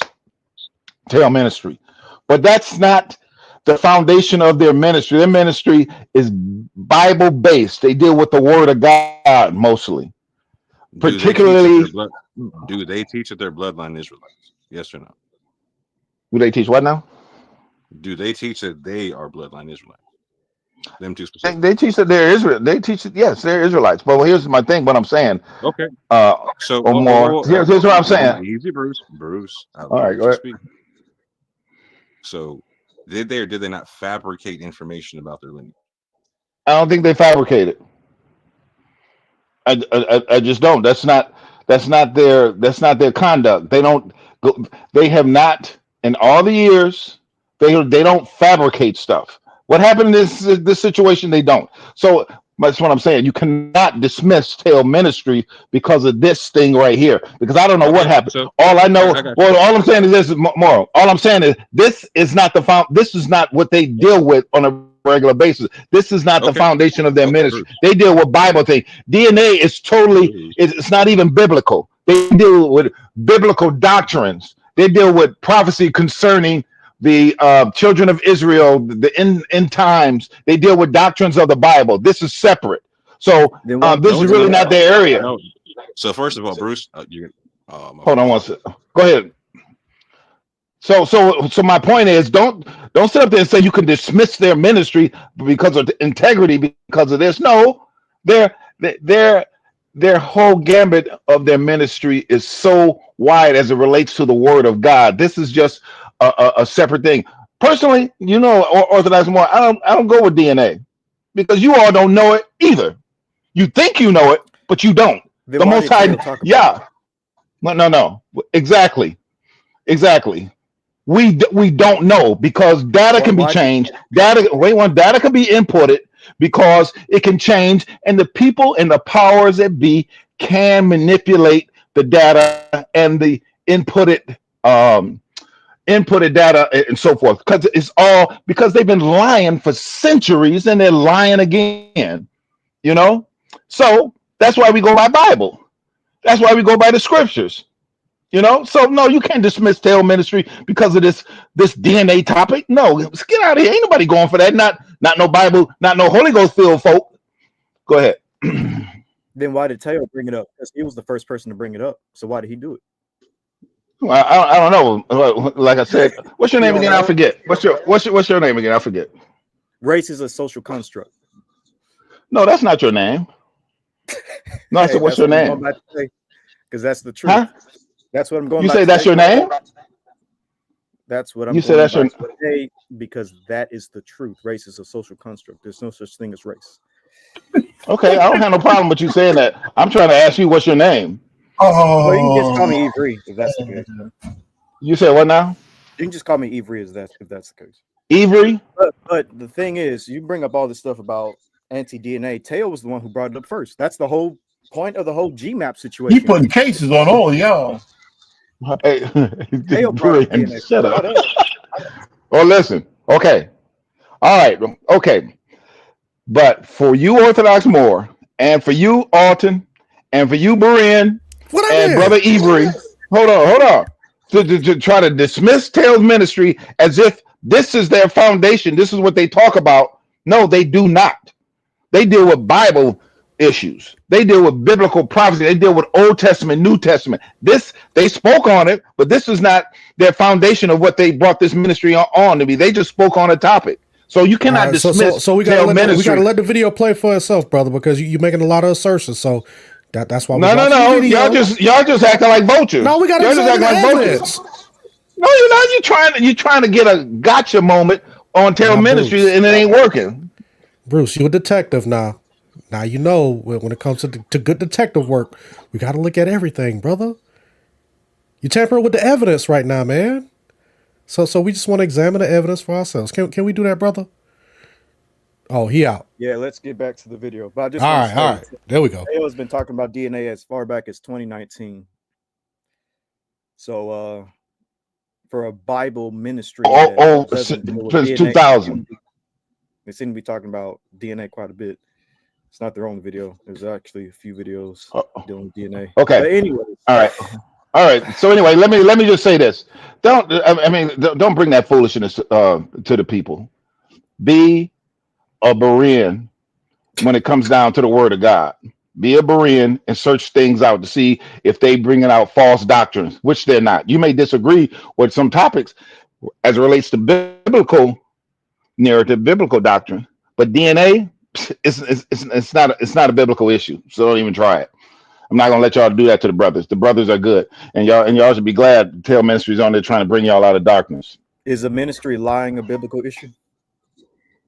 I don't think they were lying. If somebody changes a map, is that lying? And they I don't think they changed the map. All right. So but anyway, I gotta lock up. But Avery, I'm sorry, Avery. No, you can't dismiss Tailsman. That's not gonna work. You know, they are solid in their foundation and their doctrine. Bruce, you better go lock them doors. It's already after 7 o'clock. Yeah, I'm gonna play the All right, You're 1 minute late. You gotta have them doors locked. All right, bye. We'll agree to disagree. But anyways, let's get to the video. Dude, don't even play with me. No, this is not G. It's literally this. The ministers, who ordained them, who actually laid hands on them, where are they licensed? Sister, can you show my? So I will say this much. Let's do this. If you say that someone's map is wrong, you have to show definitive proof. I am. I have. That's why I asked. Can you show my screen? Because I have the proof for everyone. This is it. He keeps showing this map, and this is J1. Why are you showing the J1 map for Haplogroup? Not J1. Yes, no, it is. I can push it. I got the link in my video. Can you show us the link right now? If that is J1, they changed it. No, this has always been J1. No. I can push the thing. No, this was G, dude. Don't even play with me. No, this is not G. It's literally said J1. I got the map. I'm sorry to pause again. I'm not gonna make this long, but you can see down there where Kelly says that this video came out in 2020, September 20th, 2020, Sister E. And I just want to make this real quick. If you go to Wikipedia, you can look up Haplogroup J map, and you can scroll down here where it has the history file. And as far back as 2012, this map has always been J. So, I mean, I don't want to call Teo a liar, but this is kind of fishy, saying that this is G and they changed it to, I guess, I don't know, it's weird. It's like they changed it from J to G, then back to J, or maybe it was always G in their mind and then it became J. I don't know, but as far back as 2012, it's always been Haplogroup J. And Teo claims that there's a link in their video that has it being G and that this was originally G. Like I said, anybody can fact check this. Use the Wayback Machine. But anyways, I just wanted to say that really quick. Back to the video. They changed it. No, this has always been J1. No. I can push the thing. No, this was G, dude. Don't even play with me. No, this is not G. It's literally said J1. I got everybody the map. Everybody in the chat, type in Haplogroup J1 map. I'm telling you, I got the reference in the freaking video, dude. Everybody, Sister E, can you be neutral and type in Haplogroup J map and see if this pops up?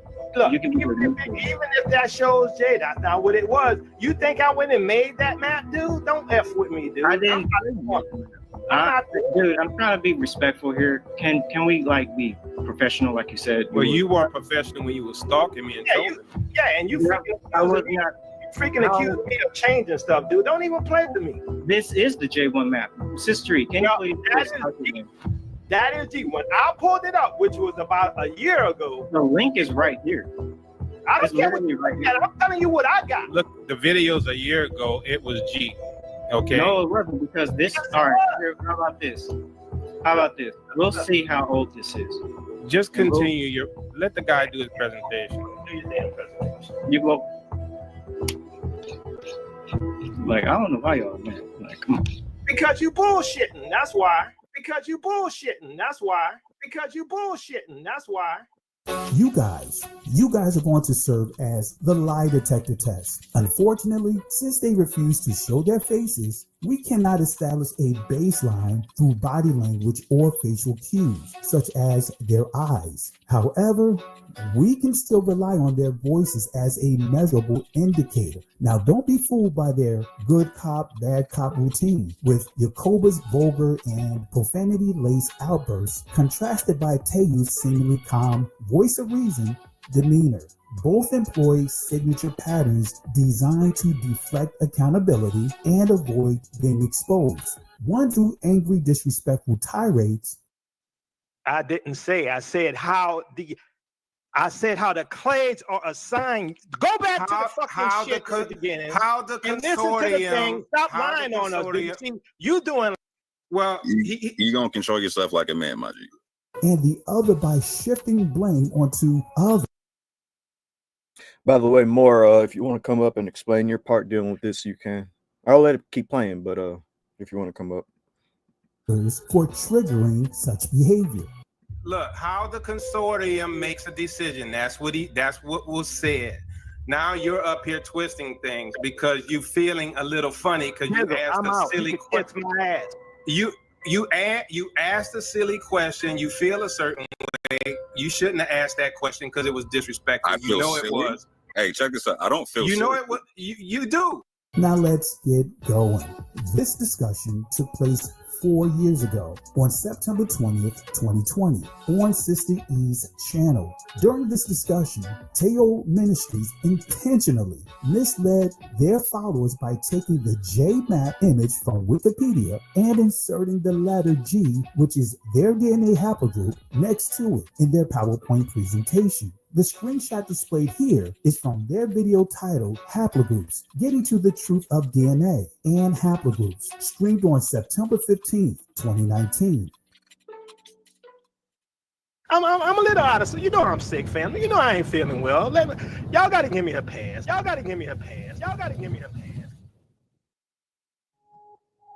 So here's a map of where they show where G is. And that big, dark, red spot, maroon spot, 60 to 100% of it was G directly in the Levant. And as we read to you, G originated where? In the Middle East, right? Lands given to Israel.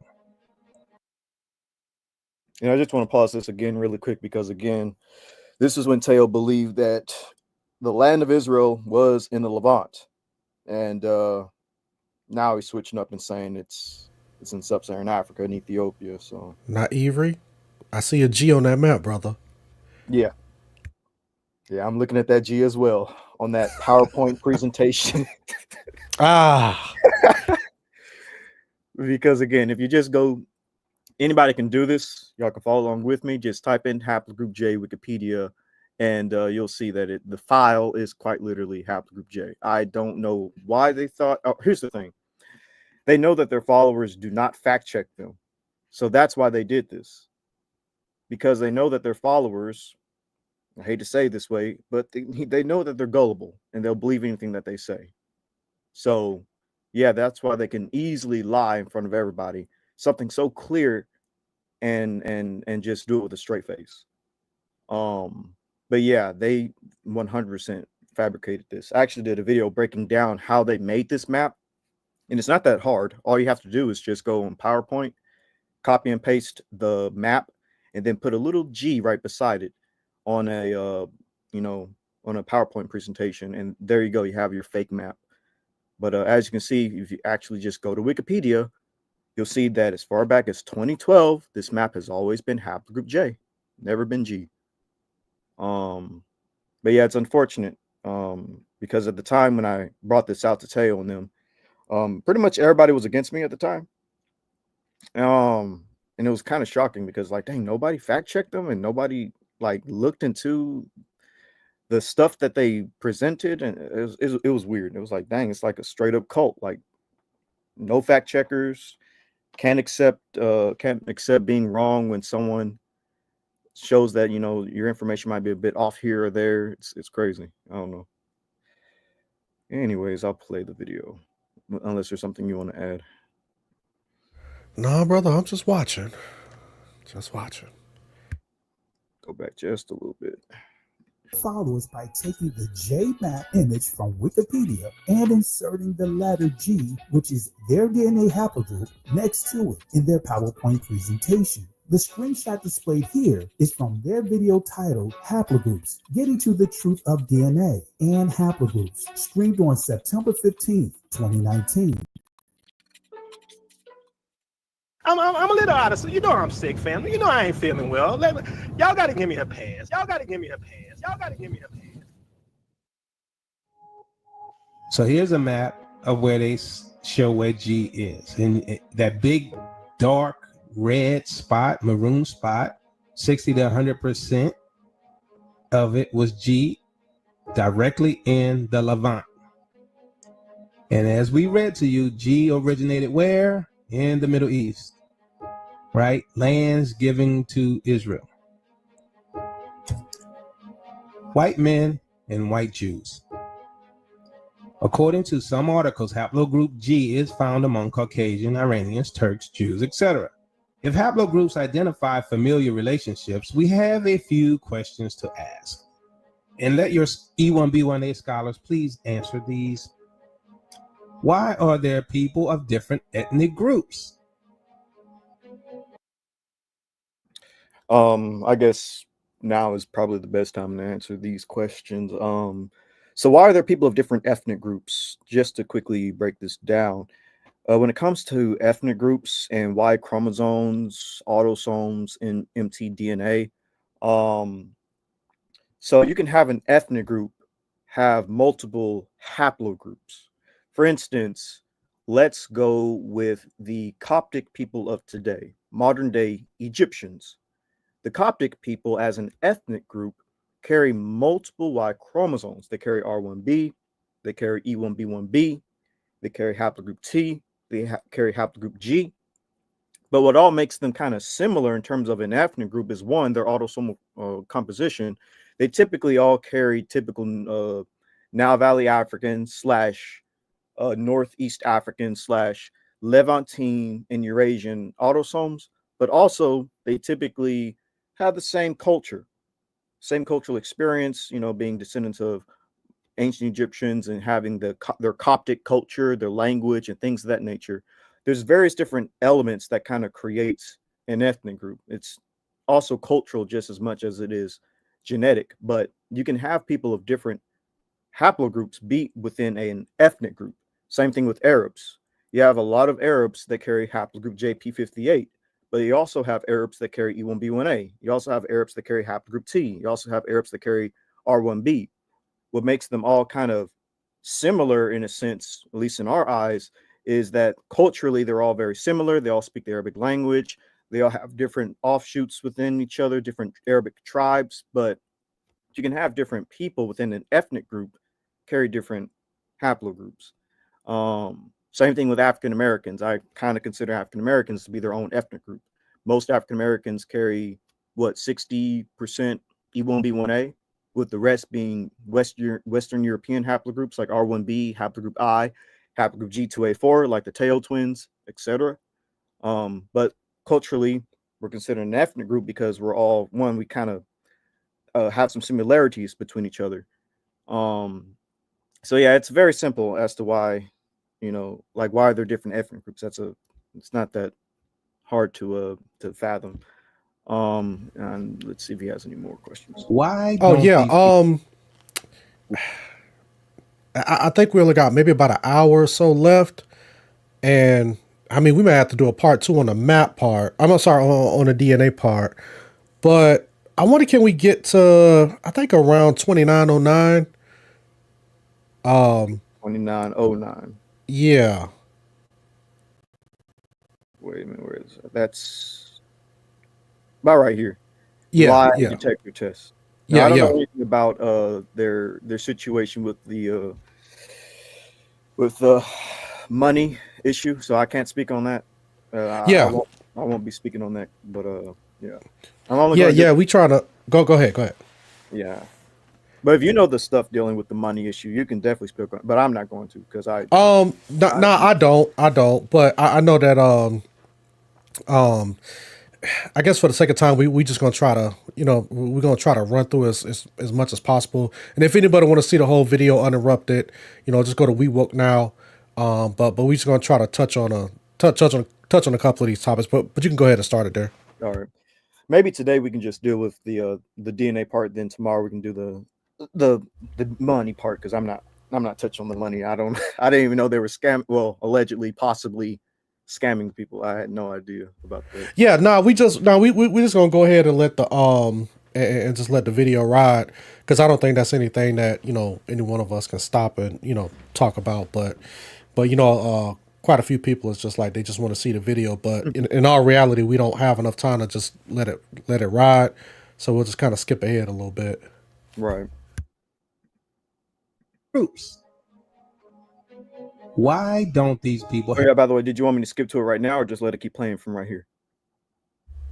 I think you can play it just for a little bit, but then because I think they're going Pastor Kelly's gonna talk about who their father is and all of that, and why do they have European genetics and all of that, and then we can go to the 29-minute mark after that. All right, got it. I did the play. Of different ethnic groups. Why don't these people have the same blood type, right? Why are most white people R1B? All right, the second question I kind of already answered in the first one. So I'll just answer the third one. Why are most white people R1B? Well, for one, most white people don't carry R1B, and the term white is kind of a loose term. Most Western Europeans, I suppose you can say, carry Y DNA haplogroup R1B. R1B came into Western Europe around the time of the Yamnaya expansion, which was basically the migration of Proto-Indo-Europeans from the Pontic Steppe in the Northern Caucasus. The original inhabitants of Europe at that time were Western European hunter-gatherers. They carry haplogroup I. And you also had a migration of Anatolian farmers migrate into Europe that carried haplogroup G, E, and T as well. So European peoples have various different haplogroups. They don't just carry R1B. As I said, they carry I, G2A4, like the Teo twins, as well as haplogroup T, EV13, and various other Y chromosomes, not just R1B. Anyways. Why doesn't my haplogroup match my autosomal that points to Congo, Nigeria, Angola, Togo, etc.? Okay. And I'll answer this question. So why doesn't their haplogroup, which is again G2A4, why doesn't it match with the autosomes, which is basically sub-Saharan African autosomes? This is also very simple to explain. So Y DNA haplogroups are passed down paternally from father to son. And they carry, as they said, a large amount of sub-Saharan African autosomes. What likely happened is that somewhere within their ancestry, paternally speaking, a white man who carried G2A4 admixed, had children with an African woman within their maternal side of their ancestry. So yeah, Pastor Kelly, he about to break all of that down. So he is. At this part, it wasn't looking too good, man. But yeah, he's about to break that down. Okay, well I'll let Kelly do it. But yeah, they have European fathers that and they kept mixing with African women. That's why their autosomes are sub-Saharan African. Anyways, I'll let play. Okay, so like we told you guys, we are G2A4, G2A4, G2A4. Notice the letter G positioned to the top left of the map. Let me be clear. The image you see was deliberately altered and included in their PowerPoint presentation to mislead viewers into believing that their information is valid. Now let's uncover their lies, deceptions, and reckless behavior, starting with this set of clips. I provided the link to the image in the description box so you can follow along with me. Now let's head to the Internet Archive, specifically the Wayback Machine, to verify who's telling the truth. Let's go to the May 23rd, 2018 snapshot of the original Wikipedia page featuring the JMAP image, because this is the closest snapshot to the September 15th, 2019 date. And as you can see, there is no mention of a G haplogroup. It clearly states J. I've added arrows to draw your attention to key elements on this snapshot of the original page. The first arrow points to the menu or additional links. The second arrow indicates the name of the file, and the third arrow, located at the top right corner of the screen, points to the date of the snapshot for this page. To be fair, let's go to November 12, 2016 and see if there was a change between the two snapshots. Again, I've added arrows to draw your attention to key elements on this snapshot of the original page. The first arrow points to the menu or additional links. The second arrow indicates the file name. And the third arrow, located at the top right corner of the screen, points to the date of the snapshots for each page. Let's take this a step further. Let's examine the original page, posted on July 1st, 2013. to verify if the image and information remain the same. I've added arrows to draw your attention to key details on this snapshot of the original page. The first arrow points to the menu or additional links. The second arrow identifies the file name, and the third arrow, located at the top right corner of the screen, indicates the date of the snapshot.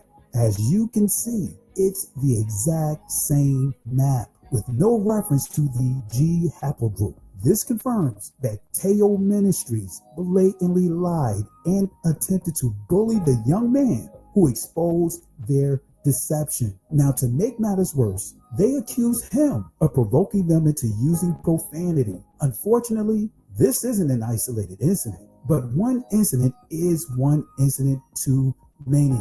A more fitting term for this repeated behavior would be episodes. These episodes are associated with bipolar disorder. So the question is, what is bipolar disorder? Why doesn't my haplogroup match my autosomal that points to Congo, Nigeria, Angola, Togo, etc.? Okay, so like we told you guys, we are G2A4. I'm a little out of, so you know I'm sick, family. You know I ain't feeling well. Y'all gotta give me a pass. Y'all gotta give me a pass. Y'all gotta give me a pass. Before I explain bipolar disorder, I'm going to talk a little nerdy to you. I'm going to get a little geeky with you. I want to address a couple of things before we continue. I want to answer the fourth question Teo from Teo Ministries asked. He asked the question, why doesn't my haplogroup match my autosomal that points to Congo, Nigeria, Angola, Togo, and etc.? Well, simple answer, because your father or grandfather is of European descent. Specifically, your father's lineage traces back to Caucasian ancestry, not a Negro lineage. This means that your modern paternal line is not connected to any of the tribes across the African continent, including the so-called Middle East, which is actually Northeast Africa. Instead, your father's lineage is more closely related to individuals like Ötzi, the Iceman. In fact, the Teo twins share a closer paternal connection to figures like Geta and Caracalla, the twin emperors of Rome, rather than any other notable ancient Israelite twins through their father's haplogroup. This. By the way, I'm not gonna make this long, but I do gotta give Kelly credit. He's absolutely right about everything so far. From using the Wayback Machine, which I explained also in my old video about how they changed it, and also this Teo being related to Otzi the Iceman.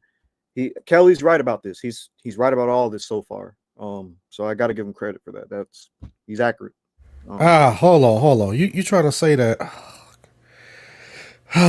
You trying to say that their haplogroup go back to them folk? Yeah, to Europeans. Yes. Teo Ministries are descendants of Europeans. All right. Well, thank y'all for showing up. We got to shut the live down.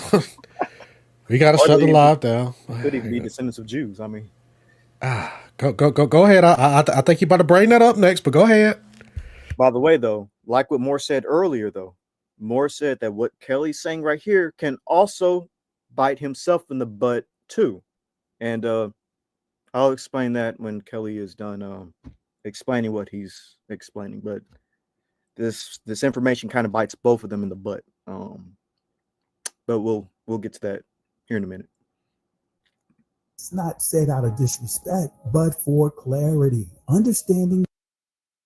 By the way, and the reason why I say that is because Kelly might not carry E1B1A. But anyways, let's get back to the video.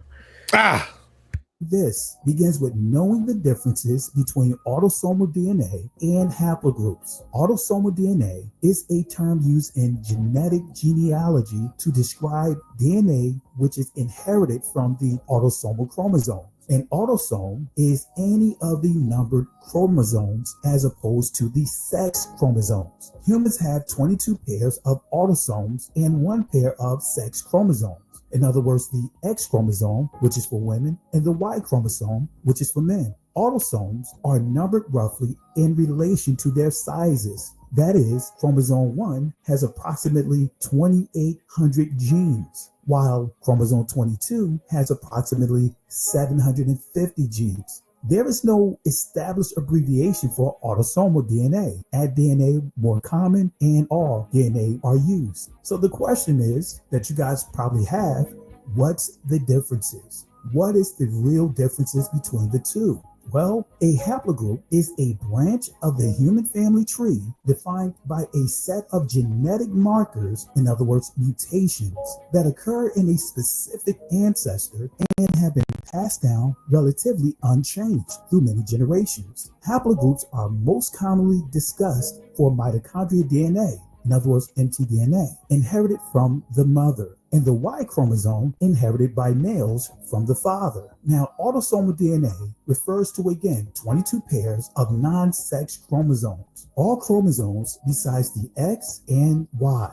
You inherit roughly half your autosomal DNA from each parent, who each inherited half from their parents, and so on. Autosomal DNA comes from all ancestral lines. It offers a more comprehensive picture of your overall genetic background. Now, haplogroups are invaluable for understanding deep paternal or maternal origins and migrations. They are a narrow but detailed lineage lens. Autosomal DNA provides a broader view of your more recent ancestry, capturing genetic contributions from many lines of your family tree over the last several centuries. The downside to autosomal DNA is that each generation reshuffles and divides autosomal DNA, which means the signal from a single ancestor can quickly get diluted. The other downside to autosomal is that certain populations overlap, and historical migrations make it hard to pinpoint precise locations or exact ethnic identities strictly by autosomal analysis. So which is better? Well, if you want deep ancient lineage information strictly about your paternal or maternal migration routes thousands of years ago, haplogroups are a stronger tool. But if you want a broader overall ancestry that identifies recent admixtures, finding relatives, or mapping out all lines of your family tree from the last few centuries, autosomal is more comprehensive. I'm a little out of, so you know I'm sick, family. You know I ain't feeling well. Y'all got to give me a pass. Now, Kelly's breakdown of Y DNA as well as autosomes is on point. He's absolutely correct.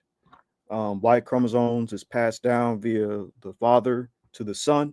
It's an unbroken line going back thousands and thousands of years of men passing on their Y DNA to their sons. Same thing with the autosomes. He's also correct. The autosomal composition is the makeup of all of your ancestors from your mother's side and your father's side, but it is not direct paternal ancestry. That is different. Now, that being said, like I said earlier, this kind of does bite Kelly in the butt when it comes to some things. I'll see if I can get the timestamp because Abu has a pretty interesting video kind of dealing with Kelly's DNA, or what Kelly said he descends from in terms of his DNA. We might have to do that on the part too. Because that's, oh man, I don't know, brother. I don't know. But let's go ahead and skip to the 400-year prophecy. I think that is timestamp 3304. 3304. Yeah, right down. All right, there we go. All right, cool.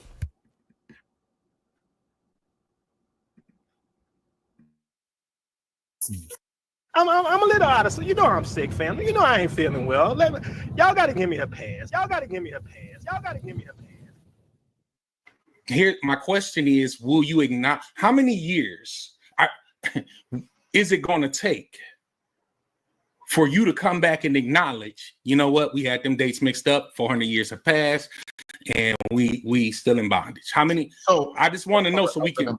All right, go ahead. Go ahead, brother. You go ahead, and then I'm gonna go back to Mike and ask him a question. So come on, brother Jacob. He asked you a question. Yeah, I can respect the question. And be honest with you, for me, I'm speaking for myself, right? Because I said if it don't happen, move on. To me, if it doesn't happen in 2 years from now, then I'm gonna say, you know what, brother, I was wrong. we still here. It's not the process.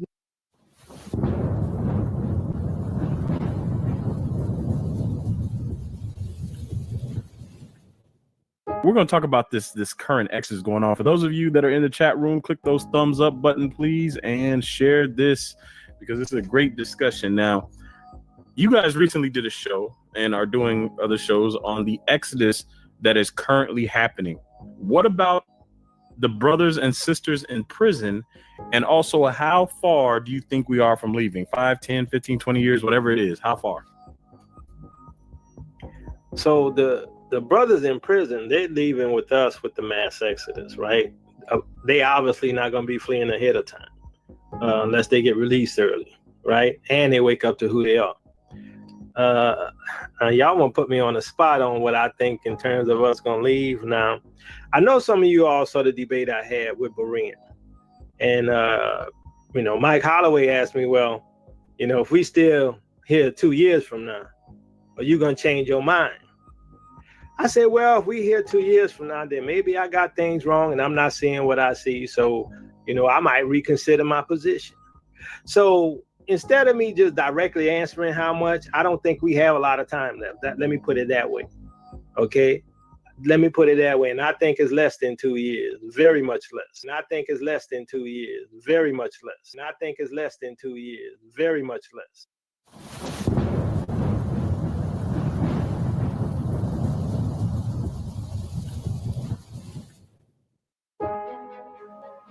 Russia went and encircled Ukraine first, right? Remember that? And they were having an exercise. Now you got Russian ships on the coast of American land. Chinese ships on the coast of American land. Surrounding this nation. Sounds similar to what happened when they went into Ukraine. And just so happens there's going to be an exercise in February, right before Passover. What's that scripture I read the other day? And the Exodus is supposed to happen on a Passover, according to the Septuagint. Is that Jeremiah 28 in the Septuagint? I don't believe in that. I don't believe in coincidences. Guess we find out really soon who's correct. That's right. Don't believe me. Ain't no 400-year prophecy. Stay in your delusion, if you will. I'm a little out of, so I'm sick, family. I ain't feeling well. Anything you want to add to that, or let it keep playing? We got to let it keep playing. That's one thing about this video is that he's just letting it speak for itself. He just let it speak for itself. But back when I was saying, back when we were saying, hey man, we kind of questioning that 400-year prophecy. Folks said we was crazy, but I digress. Let's just let it ride, brother. Y'all gotta give me a pass. Y'all gotta give me a pass. Y'all gotta give me a pass. People with bipolar disorder can have experiences they view as religious or spiritual. Such experiences can make a big impression upon them. These usually occur during mania. During mania, people might experience the presence of God or the presence of a divine reality. Sometimes they feel strongly connected or even at one with nature, with humanity as a whole, with the universe, or with the divine. Others might feel they have an important mission in the world, or think they are an influential religious person. Another experience reported is the feeling of synchronicity. Everything seems connected and nothing is perceived as coincidental anymore. During manic episodes, individuals may create entirely new interpretations or doctrines, often based on their delusional beliefs. Delusions may drive individuals to selectively focus on verses that seem to confirm their paranoid thoughts. Individuals experiencing delusions may struggle to accept alternate interpretations of scripture, even from religious authorities, due to the conviction that their understanding is divinely inspired. If the person has a platform, a ministry, or followers, their distorted interpretations of prophecy may mislead others, particularly those who view them as a spiritual authority. It's time, family. All the fasting, all the prayer, all the cleansing, all the stuff that we're doing doesn't do a bit of good unless you take action. We cannot sit here and act like the Gentiles and their lily white Caesar Borgia, deliver us. You better take action. Because I'm calling out evil and I'm not biting my tongue. And just to make my point, the Most High did not tell me to hide my face. Hey, I want to show my face too. Everybody else showing their face, I want to show mine. He's saying that I lied about him taking the video down. Well, I didn't say he physically took it down. I said he had his people take it down. Somehow he has access to do that. Once again, agent. Look, if that's something I could prove, no, I'm just telling you what happened. All right. So just telling you our experience in that case, it's just puzzling. It's just puzzling. You're like, well, how did that happen? Twice. So lie number 6 is he said took it down from YouTube, posted that the video on the Odyssey and Rumble account, blatantly lying that I had the video taken down, right? So I think he had it taken down. I didn't say he physically took it down himself.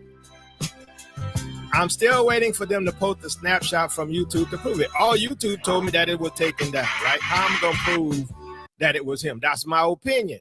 That it was him. That's my opinion. That it was him. That's my opinion. I feel like stopping today. Whoa, whoa, whoa. I feel like stopping today. Whoa, whoa, whoa.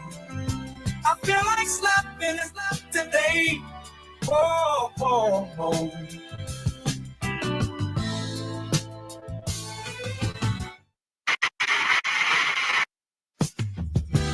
Predictable Trolling Terror Ministries made a post about me regarding the number of scamming and fraud allegations brought against their Dry Bones project. Okay. First of all, there's no scam against the Dry Bones project. The Dry Bones project is a loosely related relationship to promote going back to the continent and getting the information you need to get there. That's it. Everyone stands alone. And that statement of ours has never changed since we started.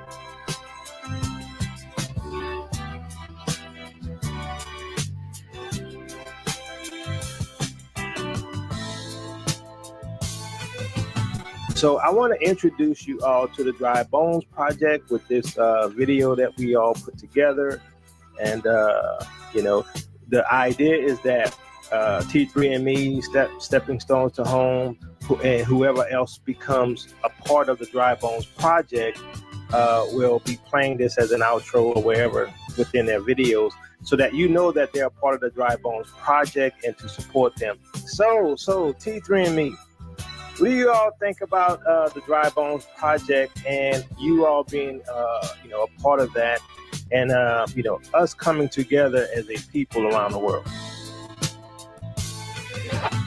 Well, I'll start off by saying thank you once again. We appreciate you, reaching out to us, and we're very joining this project. We appreciate it. We don't take lightly, that you see fit that we are one of the ones to spearhead one of this journey right now. I feel like stopping today. Whoa, whoa, whoa. I feel like stopping today. Whoa, whoa, whoa. I feel like slapping today. Whoa, whoa, whoa. Pastor Kelly ain't right for this. Lie number 8, he said to get their Yeah, I ain't gonna lie, this is a pretty well made video. Hey, yo, I was watching this. I was like, oh. Yeah. Now, I do want to say this. I do want to say this. Now, Pastor Kelly did say in this video that he's not trying to downplayed their mental health issues. Now, to be fair, they did, well, not they, but Yakoba did say that he does suffer from mental health issues, and sometimes he do crash out, you know what I'm saying, sometime. So, so Pastor Kelly is not just trying to make some assertions, but by their own admission, by Teo's own admission, he said that he does suffer from, bipolar, and he said some other things, back in the day concerning this.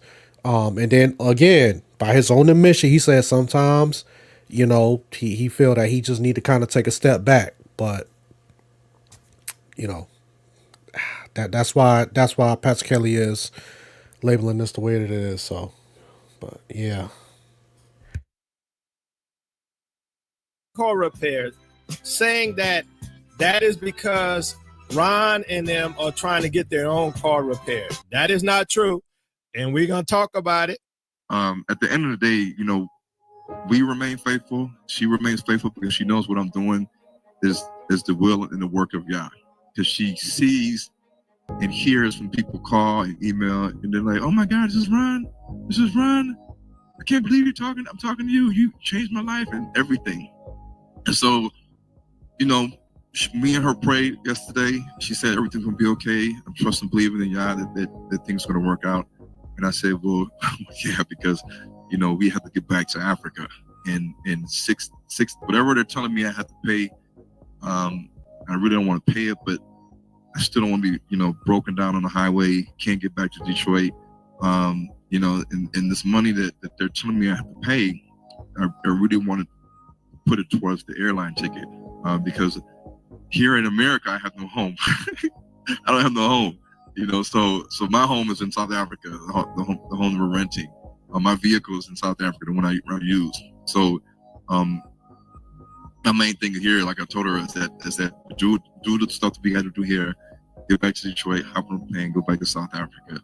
But this hurdle, this arose during this conference, and it's something that now I'm faced with addressing. I told Bishop Bailey what was going on. I told some other people what was going on with my vehicle, and they suggested that we at least ask the people here today and those that may be listening on YouTube if we can get any assistance. I hate asking for stuff. I hate it because I know my people. You see what I'm saying? Now, if I was a Caucasian or a Jewish man or whatever, maybe I wouldn't be afraid. But we've been traumatized, all of us. Not only traumatized to give, but even to ask. Even something as simple as fixing a car. So we really plead with you, if you can help out. I'll let Bishop speak real quick, and then we'll tell you how to give. This leader of God, this Moshe, this Moses, in our midst, I'm going here.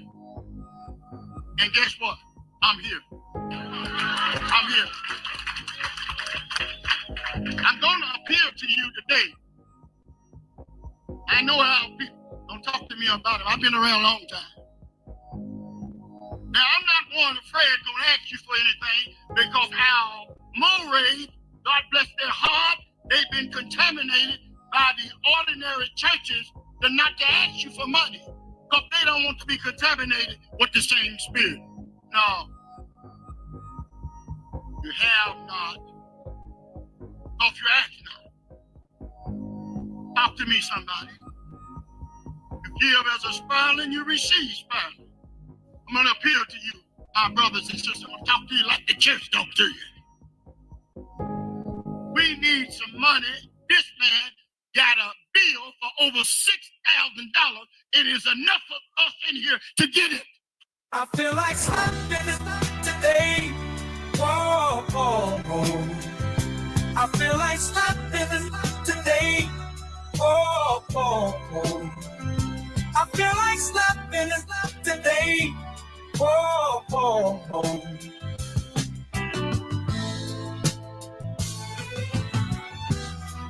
They said they investigated the matter internally. Define they. Did they hire an independent auditor? Did they hire an independent investigator? Who did the investigation? We did the investigation. We don't need an auditor. We don't need an independent person. You could do that yourself. Pastor Kelly Richardson. And You can do remember- that yourself. You can do that yourself. You can do that yourself. I'm a little out of, so you know I'm sick, family. You know I ain't feeling well.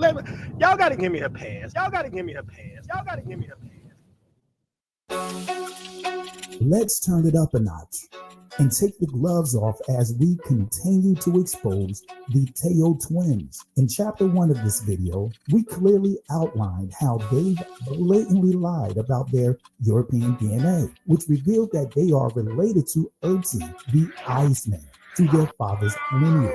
They even manipulated their cited sources in a desperate attempt to claim they are Israelites. We also exposed their repeated failure to keep their word regarding the so-called 400-year prophecy. See, initially, they claimed that the second Exodus would occur in 2022. When that failed, they moved the date to the Passover 2023.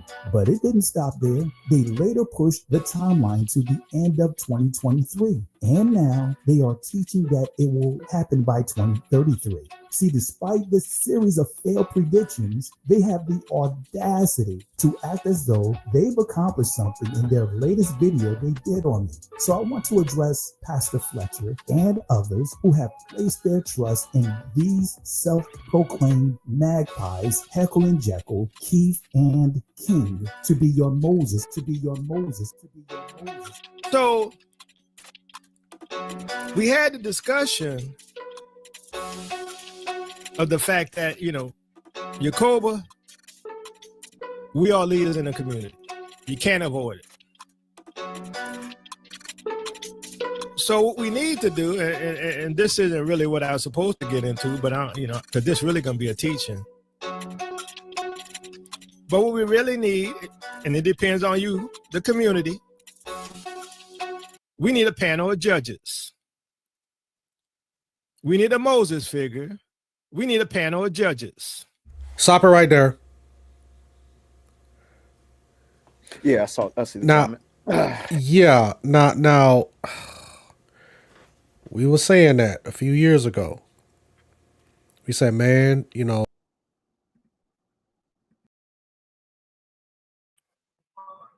All right. Type of one. Hopefully y'all can hear me. Where we up to? We know. Oh, okay. We at 2.5 hours. We'll try to pick it up. We'll try to pick it up tomorrow. I appreciate you, Alton. Thanks so much.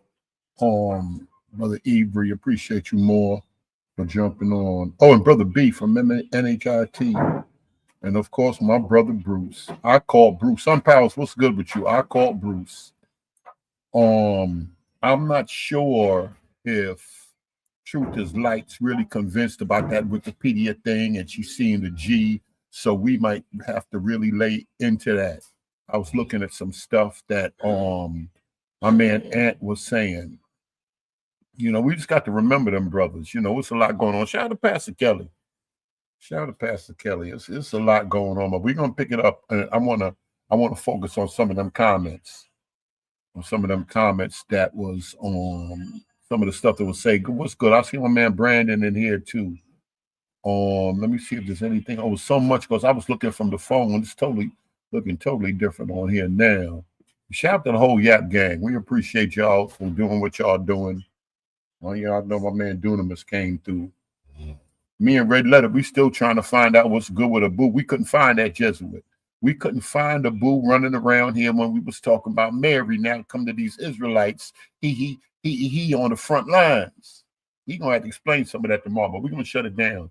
Y'all got the Gmail. We appreciate everybody. I see Fervent Charity. Nephew was good, lyrically outspoken. And we're gonna we're gonna pick it up tomorrow. We're gonna pick it up tomorrow, chapter tomorrow, try to get a couple of hours in. I'm riding on that. I'm riding on that basic plan with that StreamYard right now. We're gonna see how these things go. How this thing go. Yeah, Alton say you gotta pray for them dudes. Yeah, it's a lot going on, but we'll chop it up tomorrow. I don't know what time we're gonna do it, but I'll post the link for the video. I'll post that kind of early, a couple of hours ahead of time, so people will know what's what. I know Avery, he busy in the daytime, but we might be good about I don't know, after 10. Shout to Ella Green. Shout to Ambassador. I hope he see what I sent him. It's official. I'm here, and this is my situation for right now. All right, y'all. We chop up later. Good night.